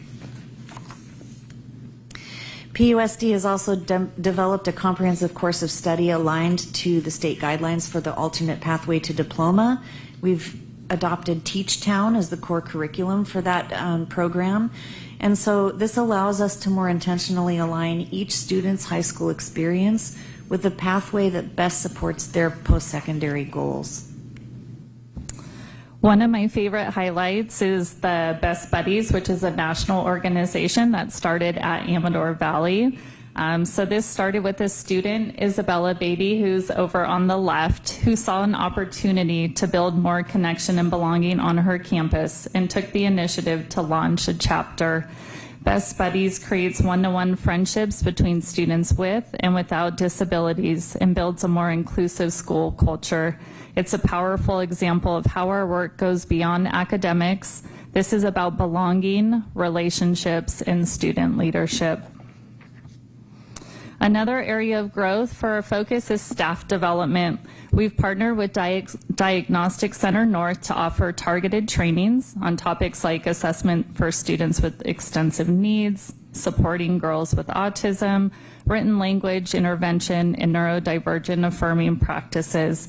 We also provide ongoing support. We have our bi-monthly IEP workshops that our DOS team attends, and we're seeing site-based leadership as well, like the team at Leidixon engaging in deep learning around neurodivergence. All of this is aimed to build educator capacity so we can better meet the needs of all students. Our early childhood programs are another area of strength. We offer 2 high-quality preschool options, a full-day STEAM program for income-eligible families and our iPal special education preschool, both designed to be inclusive. Across both programs, students with and without disabilities learn and grow together, supported by an incredible team of educators who are building strong foundations from the very beginning. We also place a strong emphasis on supporting our staff. In addition to traditional professional development, we offer more targeted supports. So we have our IEP writing workshops, We give caseload cleanup days, and our department funds IEP release days so our general education teachers can participate during the school day. We also provide daily office hours, 7:30 to 8 a.m., 5 days a week, and maintain a resource website creating multiple access points for support across the system. We also leverage LEA Medi-Cal billing option program to recover a portion of the cost of services we're already required to provide. While this doesn't fully fund special education, it gives us an important source of revenue that we can reinvest strategically. Some of the funds, they provide supplemental support, so specialized staff training, mental health platforms like GoZen, sensory tools, calming spaces on campus, and even building out resources like our OT and AAC lending library. These are investments that strengthen our system and directly support students and staff. And then here's a couple pictures that show how our Medi-Cal reimbursement supports students. So supplies for our succulent planting and sales, to the purchase of adult bikes over at our transition program, to the painting of brain breaks that have pathways at our elementary schools that I'm sure you have all seen. Finally, our approach to dispute resolution has really shifted toward early collaborative problem solving. I did speak about that earlier, but I wanted to mention it again here as a department highlight. So as the district looks ahead, the special education department is really well positioned to continue its progress and build on recent successes. With the appointment of Director Kate Nolda and the continued support of Assistant Director Carrie Strafacci, the department will move forward under strong leadership, supported by an experienced and dedicated team. The systems and structures and initiatives developed in recent years provide a solid foundation for continued growth. There are a few key areas of focus for the department moving forward. In the early childhood realm, we're working to merge our two programs into a single inclusive model that offers a full continuum of services. We're also taking a closer look at our utilization of one-to-one aids, ensuring that they're truly used when needed in unique circumstances, with a continued focus on building student independence. We are expanding our in-district supports, which includes welcoming a counseling-enriched classroom program to Vintage Hills and continuing to deepen our work in inclusive practices. And finally, we're focusing still on case manager capacity, ensuring that our teams have the tools and support that they need to provide the high-quality programs for our students. And I'll close by saying that this work is incredibly complex, but it's also incredibly important and gratifying. I'm really proud of the progress that we've made in the past years, strengthening our systems and better supporting students and staff. This work is about making sure that all students feel that they belong and that all staff have what they need to support the students so they can thrive. And I want to thank you, the board, for the continued support that you have for our students and our staff and this work.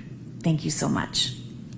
Okay, thank you. That was a robust and comprehensive presentation. We really appreciate the amount of time that's been put forth to present this presentation.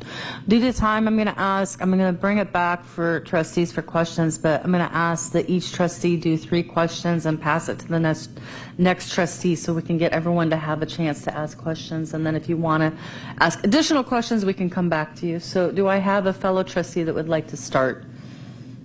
Trustee Brown, I see you. Sure, why not? Inching over there. All right. It's hard to ask questions on the deck because you didn't put slide numbers, so forgive me if I jump around. But when you broke down the percentages, you missed a percentage somehow, just FYI. It equals 99%, not 99, not 100. But specifically, I wanted to ask a question regarding the contracted services.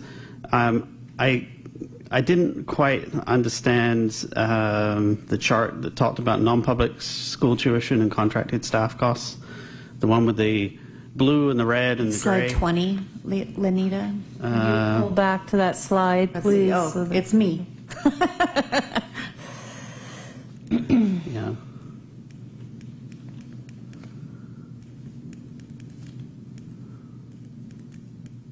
There. That one. Sorry. So I didn't quite follow this chart. If you can, Let me help break it down for you. So in the red, that's where we're looking at contracted services for non-public school placements. Correct. So sometimes our students need an out-of-district placement.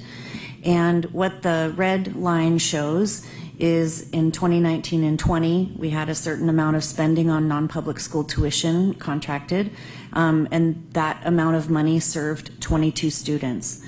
And then on the right-hand side, you can see that the line has gone up to a higher amount, serving 23 students. So the number of students that are cost per student went up significantly. cost per student in went both up. categories. Correct. And then the blue line looks at contracted staff. That happens when we don't have the staff internally to meet the need that we have. And so we have to use a contracted agency to provide a staff member for us. And so in 2019-20, we did not have as many contracted staff. Over time, we have spent more money on contracted staff.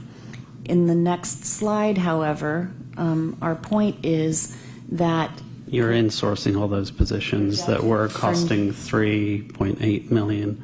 correct. How much of the $3.8 million is getting insourced? I can explain that by looking at this one. Behavior services, we anticipate that we'll still be spending $2.3 million next year on contracted staff to support behavior interventions. And so that would be the amount that we anticipate spending next year. So we will see a decline in contracted staff spending for next year. Okay, the numbers don't quite match, but I get your point. The other chart I didn't understand is this 33% for 24-25 with severe disabilities. Like the way it reads, that 33% have severe disabilities. Let me explain that one. You talked about the number of categories, and so there's more people eligible, et cetera, but it didn't really make sense. Yeah, let me try to break that down for you. So what constitutes a severe disability out of the 13 categories of eligibility? It's the 10 categories, everything except other health impairment, specific learning disability, and speech and language impairment. Those are the non-severe disabilities, if you, as the state considers it, right? So, Give an example of the severe, just to give him context. yes, hard of hearing, blind, deaf-blind, traumatic brain injury, autism, intellectual disability, emotional disability, and so on. I don't know if I got them all, but Yeah, orthopedically impaired. orthopedically impaired, thank you, multiple disabilities, et cetera. So 33% of what? of all students eligible for special education. So statewide, 15% of students who are disabled used to be in that severe, had one of the severe disabilities. Statewide, now it's 31% of students with disabilities have a severe disability. In Pleasanton, it used to be 10% of our students with disabilities. Now it is 33%. Okay. Do you have a third question? I do, but I'm going to park it. I'm still processing. There's something not quite right with that. We'll come back to you. Another trustee? Yes, trustee Carrion. First of all, I want to say thank you to our extraordinary teachers, especially the ones out in the audience. You have a special skill set. I do not have that skill set. So I just want to say that I appreciate you guys so much. So my question is regarding the SDC rostering. So I'm wondering, how is it going for the classroom teacher? How's it going for the students? How's it going for the parents? Do we have any feedback? Yeah, so I oversee the 3 SDC sites right now that are rostering. Vintage Hills is a 3, 4, 5, so they're not there yet. And we're actually planning for next year, and we've had meetings already in the last couple weeks because we're adding 2nd grade next year. There was a lot of hesitation and pushback, I would say, at first, and now we are seeing kids that are actually exiting out of SDC and getting resource support. We're seeing increases in general education time, which is great, with para support as well. It's a lot of collaboration, a lot of team meetings, talking about students, increasing minutes. Sometimes we pull back on minutes. It's all dependent on the student, but I would say it's something we're really proud of, and it's going really well, and we're looking forward to 2nd grade for next year. So again, my question is about the feedback. Has like the kindergarten and 1st grade been able to like say, these are things that are working, these are things that we need help with, this is how we Yes. Like I said, I meet with these teams monthly, weekly, depending. Yesterday, I was in a meeting with all general education teachers for 1st and 2nd grade, and the SDC teacher came, and it was the first thing we talked about. What went well? What's not going well? How can we make it better? How are students doing? We talked about individual students. We talked about what support looks like. I get many documents with questions and concerns that I'm always answering. Teachers reach out, and yeah, I think it's going pretty well. Of course. Trustee Jones? My 2 questions are actually basically put together into one. So I was just wanting to know, because based off of the chart that you showed us of where we've met target and where we're still trying to meet that target, what are we currently doing to meet the preschool least restrictive environment and the post-secondary transition goals so that we will be able to hit those 2 targets? Thank you. Yes, I can talk about the preschool. Okay, so this is not preschool least restrictive environment, but indicator 6 is preschool least restrictive environment. What that means is when preschoolers have IEPs, the state expects that many, if not most, of those preschoolers receive their services, their special ed services, embedded in a regular early childhood program. Districts are not required to run regular early childhood programs. And so districts throughout the state, including in Pleasanton, established special education preschool programs because that's what we were required to provide. So we have our fantastic Inclusive Play and Learning, or IPAL, preschool program. And we are unique in that we invite non-disabled preschoolers to receive their education there. So we have an inclusive preschool program. However, the services are provided within a special education setting. And so we are looking over the next months to years.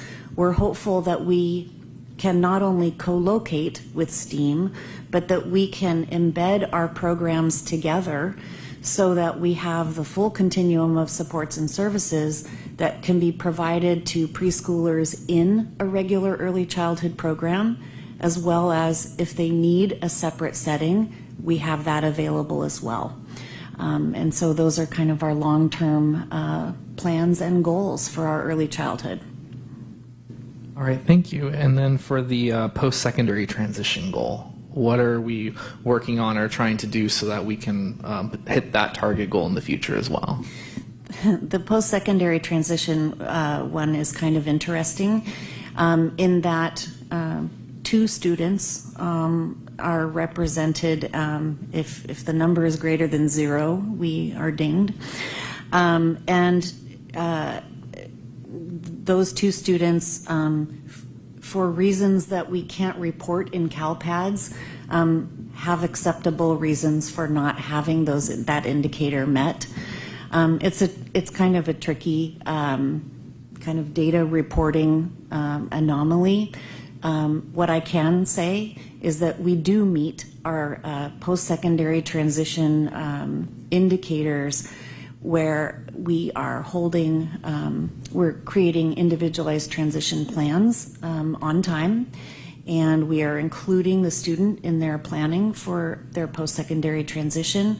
We have transition goals for them, and we are, in essence, meeting that that indicator with two tricky cases. I'd like to add one quick thing. I think you're referring to indicator 13. Can you go to that slide? And that particular goal is, the requirement is, does the student's IEP, who is 16 and older, have a post-secondary goal and transition goal in their IEP? So it's not so much are they attaining the goal, but does that IEP for a 16-year-old or older have a post-secondary and a transition goal? And so, as Dr. Ricard said, we have two that it didn't go, so that's why it's a not met. Thank you. I just wanted to make sure the public heard that we are doing this work and we're doing a phenomenal job. It's just these are sometimes small numbers. Okay. Yes, Trustee Walker. Okay, just really quick. So on the one-to-one aids, can you elaborate further? Like, you said you're looking into that, restructuring it, or it's on the slide where you're talking about what's next, and you said something about the one-to-one aids. Can Yes. you just I'll say a little deeper bit, dive? and then I'll also have Carrie speak a little bit about it. So one-to-one aids are known as intensive individual service. It's actually a service on the IEP for students who have such unique and specialized need, special circumstances that require ongoing support. This was traditionally done for students who maybe were medically fragile and they needed to have LVN support, for example. In Pleasanton, we see a trend that is a little bit concerning. About 10% of our students with IEPs have the service of intensive individual service on their IEP. That's about 5 times greater than districts throughout our county. So what this indicates to me is that we need to ensure that our processes for offering the service of intensive individual service is based on a need that is assessed. So this year we implemented a more robust process for determining the need for one-to-one support. It's called the Special Circumstances Instructional Assistance Assessment, and that is going really well. We're really documenting the contexts that a student may need access to an adult, and not just defaulting to the student needs an aid with them from bell to bell, but maybe they need that additional support in math, or maybe they need that additional support during unstructured times, because that's when their behavior becomes problematic. So we're getting better at honing in on those contexts. And then we are also developing independence plans right from the start. When we offer the service, we also have a plan to teach the skills that the student needs to become more independent so that they don't have to rely on that one-to-one support. Okay. And I just want to add on that the SKIA process, the program supervisors and myself who oversee the school sites and programs, we facilitate the process with a lot of input from team members. So it's not just one person making a decision for a SKIA assessment. It really is a team collaboration That is parent interviews, teacher interviews, and observations in that. And then we're always looking at students that have that one-to-one support. When it's a reevaluation, we are included to make sure we're updating it and looking at that pay plan as well. Okay, great, thank you. And then my other question is for the non-placement or the non-public school tuition, how often do they come back into PUSD? I mean, how long do we look at that? Like, I'm sure we Yes, thank you so much for the question, because it looks like 22 students, 23 students, the students are there and they're just staying there. That represents a great movement in and out. So our goal is to always bring students back into a district program. Sometimes that isn't possible because the student need is so unique or it is so high. But we regularly, we actively case manage our students who are in non-public school placements. We are the ones who are reassessing our own students. We are always the ones who are making the district's offer for free and appropriate public education. And we work collaboratively with our non-public schools to work toward goals to get them back into district programs. We have several who are returning next year, as a matter of fact. So we monitor goals daily. We're required to have one IEP meeting annually, and then we reassess every 3 years, triannually. So that movement from 2019-2020 to 25-26, I would say the net is there's probably students going in and out each year. So we analyze each individual IEP and determine always going back to the least restrictive environment, which is back to their home school. Great, thank you. Okay, I'm going to take it back to Trustee Brown. I know you had perhaps some other questions or to expand on some of the questions that you I only have two other questions. Go back to the settlement costs. Is that accurate in terms of, am I seeing the costs, the internal costs, legal costs, or am I seeing the legal costs that the district has to pay for as part of a settlement, or am I seeing both? You're seeing both. Let me explain just a little bit. So the green lines represent settlement dollars that are providing services to students. So that could be reimbursement to parents for outside services that they have already paid for their student. Sometimes it's also prospective a payment for, say, placement at a private school. The blue bars, which are not very big, those are dollars that go to parent attorneys' fees. And so sometimes, if there's a due process case and there's an attorney involved and the case, we reach a settlement, then that parent attorney is entitled to receive some of the district, some of the public funds to pay for that representation. Then I pulled out two unique cases. So the red bars, 24-25, that represents all of the dollars, services to students and their attorney fees that happened because of one single case. And then you can see one single case for the current year. That's services to students and attorneys' fees for one case. And then the remainder of the tiny blue bar and the green bar show the additional. There are some blue in the red. Yes.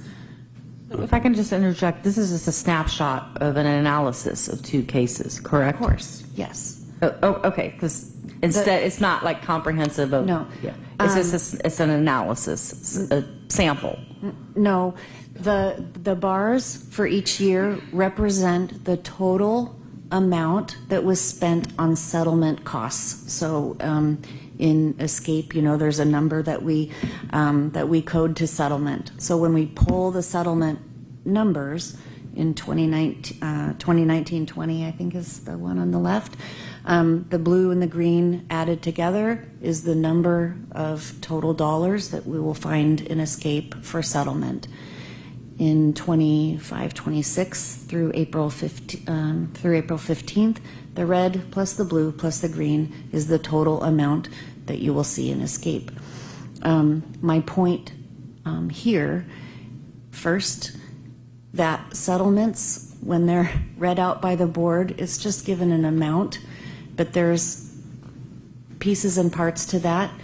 Most of those dollars are providing services to students. That's my first point. And my second point is, when we're looking overall at an amount that we're spending each year on legal settlements, sometimes it can be misleading. We think, oh, settlements are going way up. But we also have to realize that it might be because one particular case is extraordinarily expensive, and it sort of overshadows all of the other settlements that were maybe smaller in amount, but they are very impactful to the budget. Yeah, I get that. I just question whether the blue bar is accurate. I get that there's some blue in the red, but if you say it's accurate, then that's fine.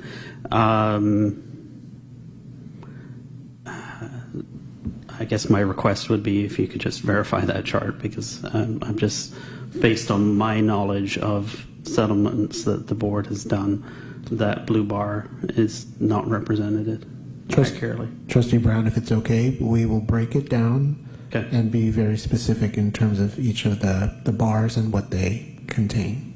Okay. We'll provide that for the board. All right. And then my last question was just around the 65.9 for the, I can't remember the question number, but the chart that shows the least restrictive learning environment. We haven't really changed from 2022, and it's now 2026, right? So do we really have a plan? I know you're showing monthly. You've gone from 22, 23, or maybe it's 23, 24 is when it went up. So maybe I'm being too critical, but that hasn't changed in a year and a half, 2 years. So do we have a plan to get to the 70% target? And if not, what is the consequence to the district?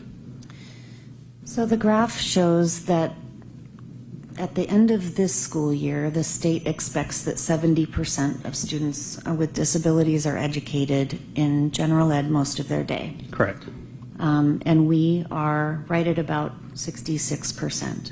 Right. And you're correct that in the past, I would say 2 years to 3 years, we've kind of hovered right around that. So we are still continuing the work of,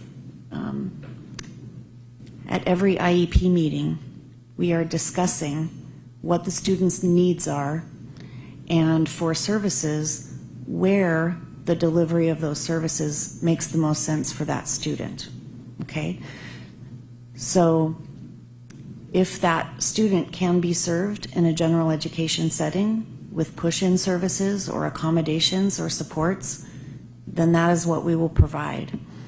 We will also continue to provide the full continuum of services so that if students do require a separate setting, they also have that available. I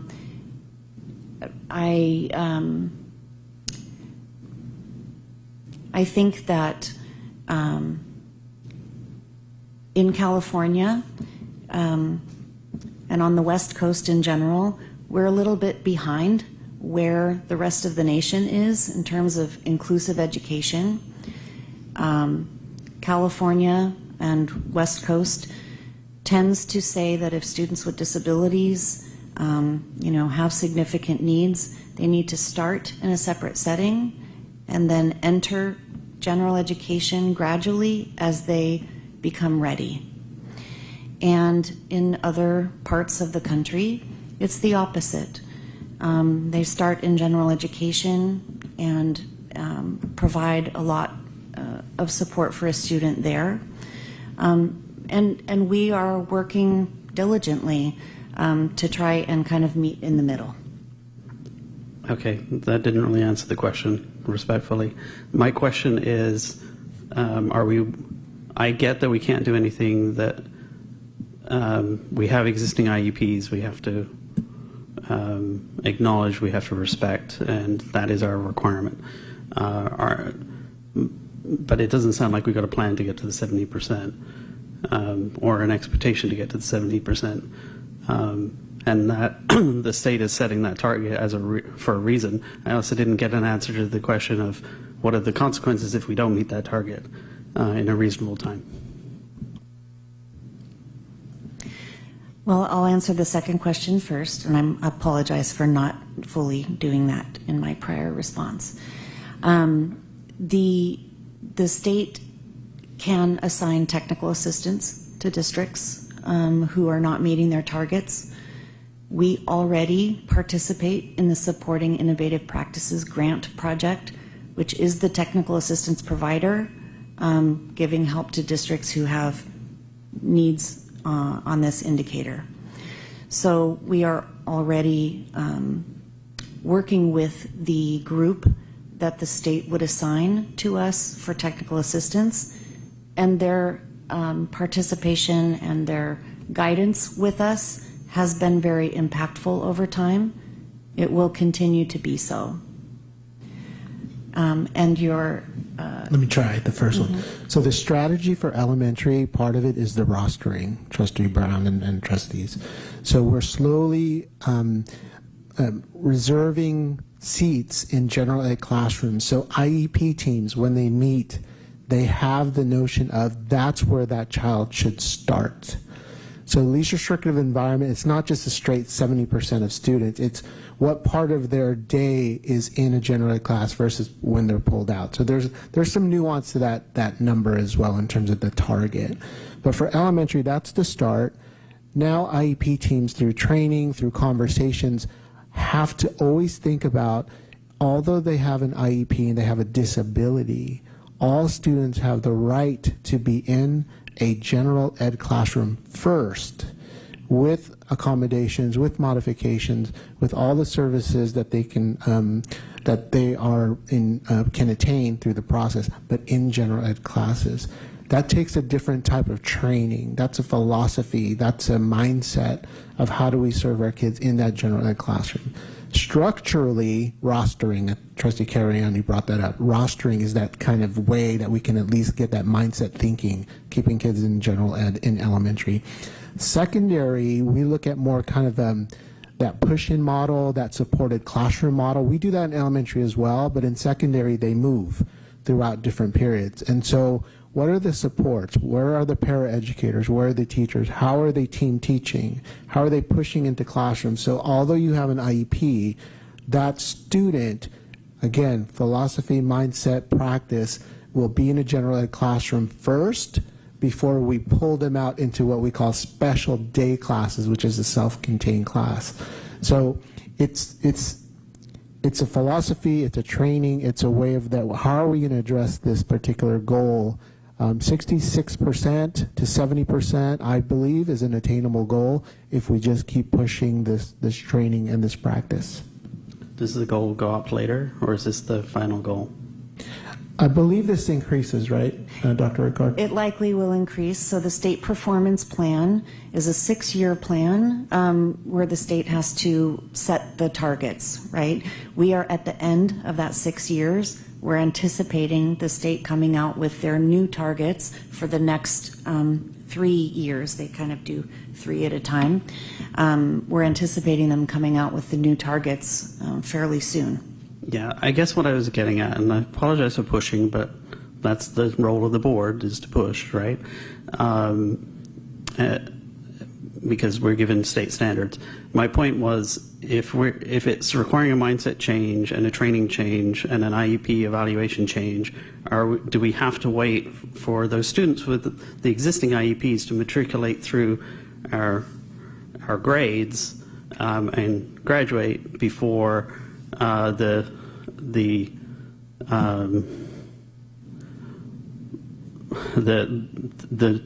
students that come into the district new and go through the new IEP evaluation before we can meet state standards? I don't know if I'm phrasing it correctly, but that's my question. No, I think I understand too. I'll start. You can help. So just know that every IEP standard is required that the team must, again, even though you have an identified disability, you are to be in general ed classrooms first. That's a long-standing law, mandate, obligation for us. We just now have to change the mindset of like, wait, let's not automatically, hey, you have an IEP, you know, where do you go? Which specialist do you go see? How do you get the pull-out service? Oh, do you need a special day class? Do you need to go to non-public school? Instead of that thinking and mindset, it is always and should be, and this is long-standing, how do we keep you in the general ed class? What services do you need in the general ed class? What paraeducator, what teacher can go into the general ed class?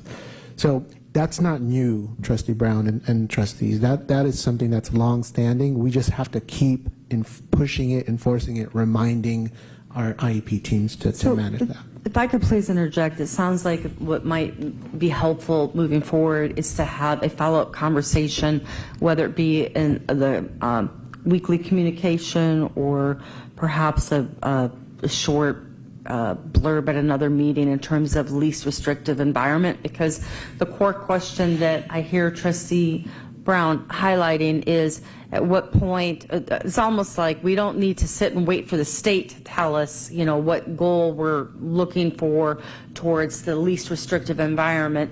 That's ultimately the goal of special education, to provide students with access to an ideal opportunity for them to be successful in the least restrictive environment versus a self-contained classroom. So it's a bigger conversation than initially intended for tonight's presentation. So if it's okay, Trustee Brown, if we could do a follow-up conversation about that, because I think it brings up a bigger point. Yeah, I mean, you've done the best possible job answering the question. I'm just, when I see a trend for a year and a half, 2 years, and it's not converging on a target, then that tells me, like, what is the delta? And so if we want to take it offline per Trustee Makashi or President Makashi's suggestion, I'm cool with that.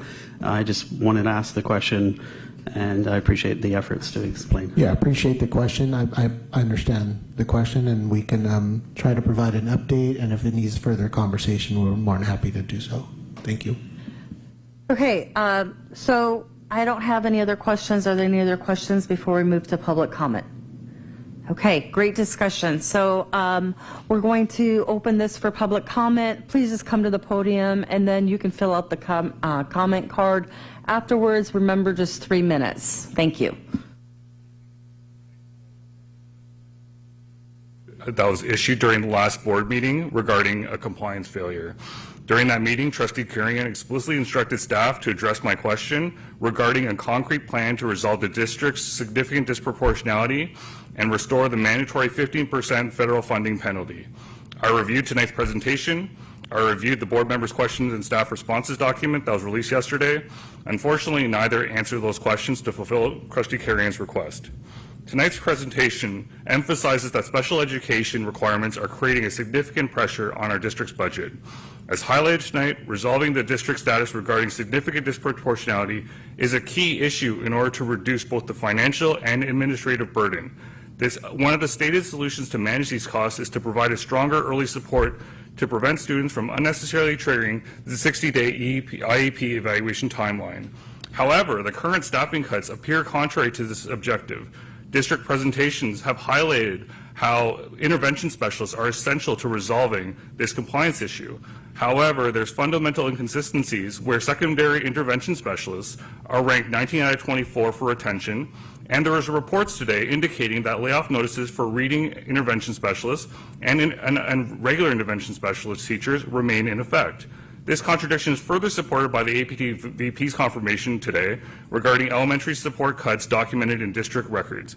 Eliminating the personnel required to provide early intervention undermines the very solution proposed for significant disproportionality.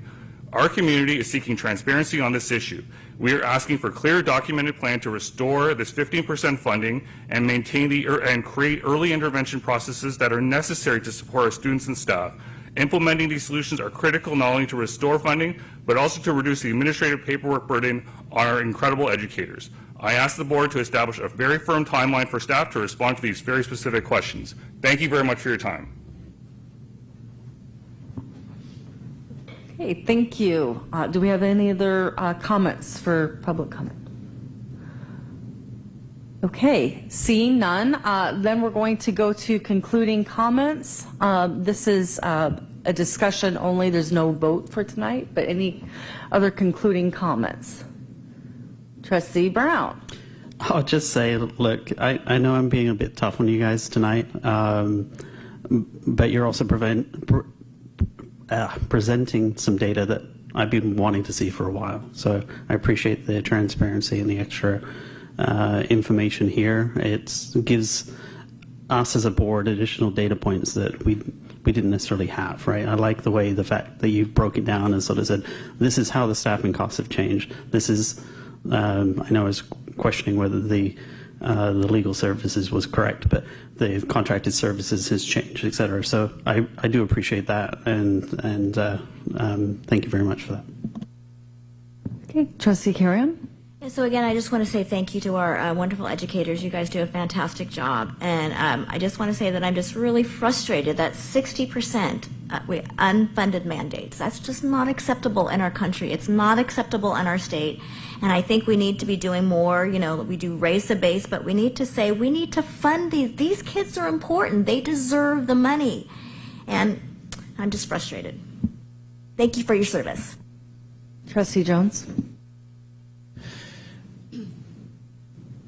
We've had a lot of conversations in CNI, or curriculum and instruction, and so that's where I've asked most of my questions. That's where I've given most of my critiques or my thoughts on this, so I don't want to take up a lot of time here. I appreciate you for doing this presentation. I know it's a lot of information, it's a lot of data to ask, and I know it's a lot to try and cover and go over, and so I will just leave it at there's more that we can do. We're making progress. We've seen that. But the whole point of education is to never finish the progress that we're making. And so I look forward to seeing what is our plans for the next steps on this. Okay, thank you, Trustee Jones. Trustee Walker? Okay, thank you for your presentation. And it always resonates with me that all of you are, the motto is all students feel like they belong. I mean, and I know that's what you're, and I love that, and special education and the whole thing is very near and dear to me. I think all of the educators, the program supervisors, the one-on-one paraprofessionals, workability, everyone, it's just, it's important. We do have an abysmal funding model and a complex funding model, and I don't know, I hope we can straighten it out and get more funding, and the you know, the amount of that, the 20% that it goes on the general fund is just, I don't know what the answer is, but I appreciate that we do have some cost stabilizing, and I look forward to seeing more information on the least restrictive environment and the, you know, thank you for the progress that we have made, and I look forward to getting to that 70%. Thank you very, very much for everything that you do for special education, everyone who's here. I really appreciate you. Thank you. Okay, last but not least, I just wanted to thank everyone who put time here tonight or also behind the scenes to put together the comprehensive slide deck. I do appreciate the various scenarios, examples of the way the data was displayed. I do think that due to the volume of the information, I think this is something that will be critical that we do. I know this type of report's done annually. The breadth and depth that was presented tonight was the most extensive that I've seen since I've been on the board. So I think it's important to acknowledge that, and that because of all the information that's been shared and the questions that were asked and the probing into the data, I might suggest a part 1 and a part 2, or break it out by quarter or something of that sort, because there's so much information that was presented, a lot for the public as well as the trustees to digest, but it's all important information. So that said, I do think in terms of there's always areas of celebrations. I do appreciate how you concluded with that. The child find piece, that's an area that was identified on one of the slides that is an area to continue to work on. I do think that would be something really helpful to hear more about what current lessons have been learned, things to move forward to help with the child find process, so that students can be identified for their needs, because there's that timeline that and I don't want to go back to the slide, but basically that was one of the areas, so it was not met in terms of that slide deck, correct, Ed?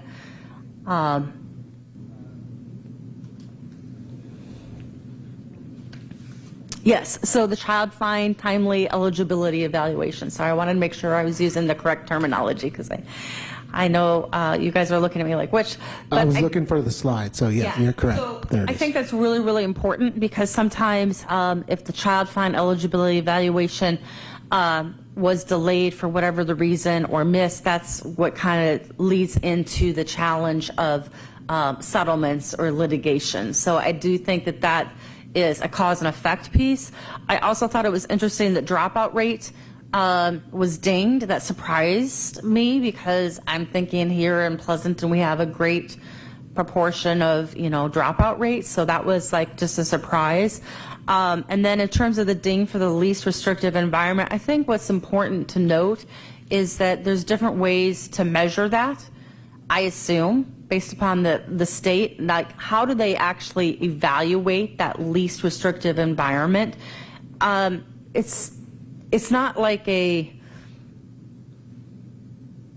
feel like that could be like a very high level, superficial snapshot evaluation, and there's so much more behind the scenes what the district is doing to provide that least restrictive environment for our students. So in other words, that is just one marker, but how do we measure our students' success with special education? At the end of the day, we want all of our students to be successful. What I think is most alarming is the increase of percentage of students with severe disabilities, autism, and I think the bigger question to be had is how, as a district, are we servicing our students regardless of who's being classified and who's not. But amazing presentation, and I wanted to thank everyone for being vulnerable to expose all this information and answer the tough questions. So thank you. All right. Thank you very much. Thanks.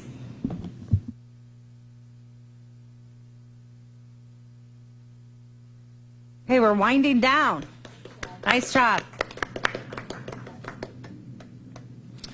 So, last but not least, I believe this is our last discussion item. Discussion action agreement with NWC Associates for Inspector of Record Services on the Amador Valley High School campus renovation project.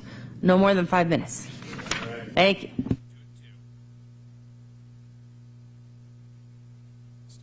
Amador Valley High School campus renovation project. Increment 1 phase of work will begin this summer, and the scope of that work is the renovation of the locker rooms, preparing the site for construction of the new theater, the new gymnasium, and then some various site utilities. And a very important step in that process is that we hire an inspector of record. The role of the inspector is to monitor construction, ensuring that the work complies with the plans, specifications, and is in compliance with all applicable building codes. We're asking the board to award a contract to MWC Associates to provide project inspector services for this project. The contract will be billed on a time and materials basis not to exceed $793,000. We anticipate the project inspector billing between 80 hours and 240 hours per month, depending on the complexity and the amount of work that's happening at any given time. And we anticipate the administrative assistant billing approximately 54 hours per month. And so with that, I'll turn over to any questions you may have. Okay, questions? Let's not all ask at once. Okay, seeing none, we're going to open this for public comment. Bill? I think it's a great idea. Do you want to come up? Come up and make your comment.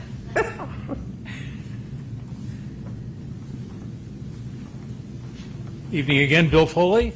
I've been sitting in on the faculty or the facilities committee for several years, and the work that I've seen done by the whole group is one that I really trust.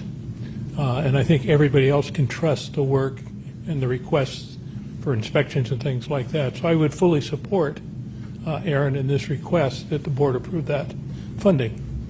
Thank you. Don't forget to fill out the comment card. But yes, thank you. Okay, comments before we are looking for a motion. I'll make a motion. No. I'm asking for comments. Okay, I'm going to make one comment real fast. I wanted to thank Ahmad and Aaron for putting together the elaborated fiscal information in the narrative to share with the trustees. And as per the conversation in general, I'm just asking to request that if there is any type of item with such a bid that becomes as discussion action, that you provide that kind of depth of detail in the narrative, even if it's not necessarily in the contract, but very much appreciated. So thank you. With that, we'll accept Trustee Carrion's motion and looking for a second. Second. Okay, and first and second and roll call vote. Aye. Aye. Aye. Aye. And aye. Motion passes unanimously. Thank you very, very much. Okay, so I think I lost my piece of paper, but okay, so the next thing that we have is, yes, board reports and requests. And Trustee Jones, thank you for that spontaneous prompts, and you may start. Okay. So I was at the Excellence in Education Awards. It was a lot of fun to see. I knew some of the teachers, so that was a really cool experience. I did the PPIE fun run where we did the 2 mile. I accidentally had my friend sign up for the 5K, but you know, they did it and they enjoyed it. So thank you for your support. The other, for two of my requests, Partner and Fire said at the last meeting and made very clear that they would like to partner deeper with us, potentially on ROP and maybe doing like a joint apprenticeship program. So I was first wanting to hear from the board for direction. Are there other board members that would support directing staff to open up that, looking into that? Could you just rephrase what you're specifically asking? Fire and police were interested in strengthening our ROP and potentially looking at like the joint apprenticeship programs. So would the board be in favor of providing that direction to staff to do it? Okay, so one, usually we need 3. Is there another that would be interested? Yes. Yes. So if you could just, because it's late, just write a quick follow-up email to write down what you're asking. All right. And then my last one was we had looked at track the Rail Academy of Central California, especially because of Valley Link potentially coming through here and that bringing jobs. So it'd be interesting to do one last look at that again to see, is it possible here or possible through ROP if Livermore and Dublin join in? Can I get clarification? You said, what was the name of the program? Track. Yeah, because we looked at it prior, Right. and then, but That's the railway system out in Central Valley? Yeah, the academy, in the Valley. Okay, I will look into that. Okay. Others? Trustee Carey and then Trustee Brown.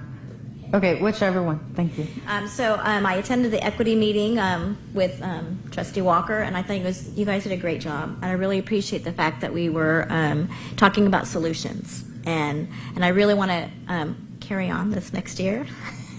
It's late, I get punchy. I went to Donlan's open house. It was fabulous. I saw a lot of science projects. They were great. The facilities meetings, excellent job. And of course the joint meeting with the city and the fun run was very fun.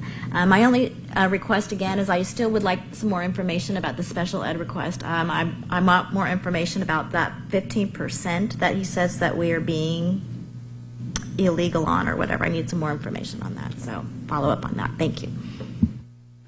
Okay, Trustee Brown. So I attended the Hearst Science Fair, and my wife is a geology teacher, so I got to talk to some of the students about the different types, 3 different types of rock, and explain it to them. And I got to be a teacher for 5 minutes. Well, no, for an hour and a half. Awesome. And it's a hard job. I recognize what, but nonetheless, as an amateur, non-professional teacher, it was fun to do that. I did attend my second track meet at PMS. My daughter was running. I took my chairs again and stuck it in the bark mulch, and I overheard parents talking there, and I mentioned it to you, Ahmad. I'd like to formally ask if we can evaluate as part of the bond program. I know Trustee Jones made a comment at the city liaison meeting on Tuesday. I think it's more appropriate that we look to see if we have excess funds in the bond program to potentially augment our track programs at the 3 middle schools to include some form of permanent or semi-permanent bleachers or something.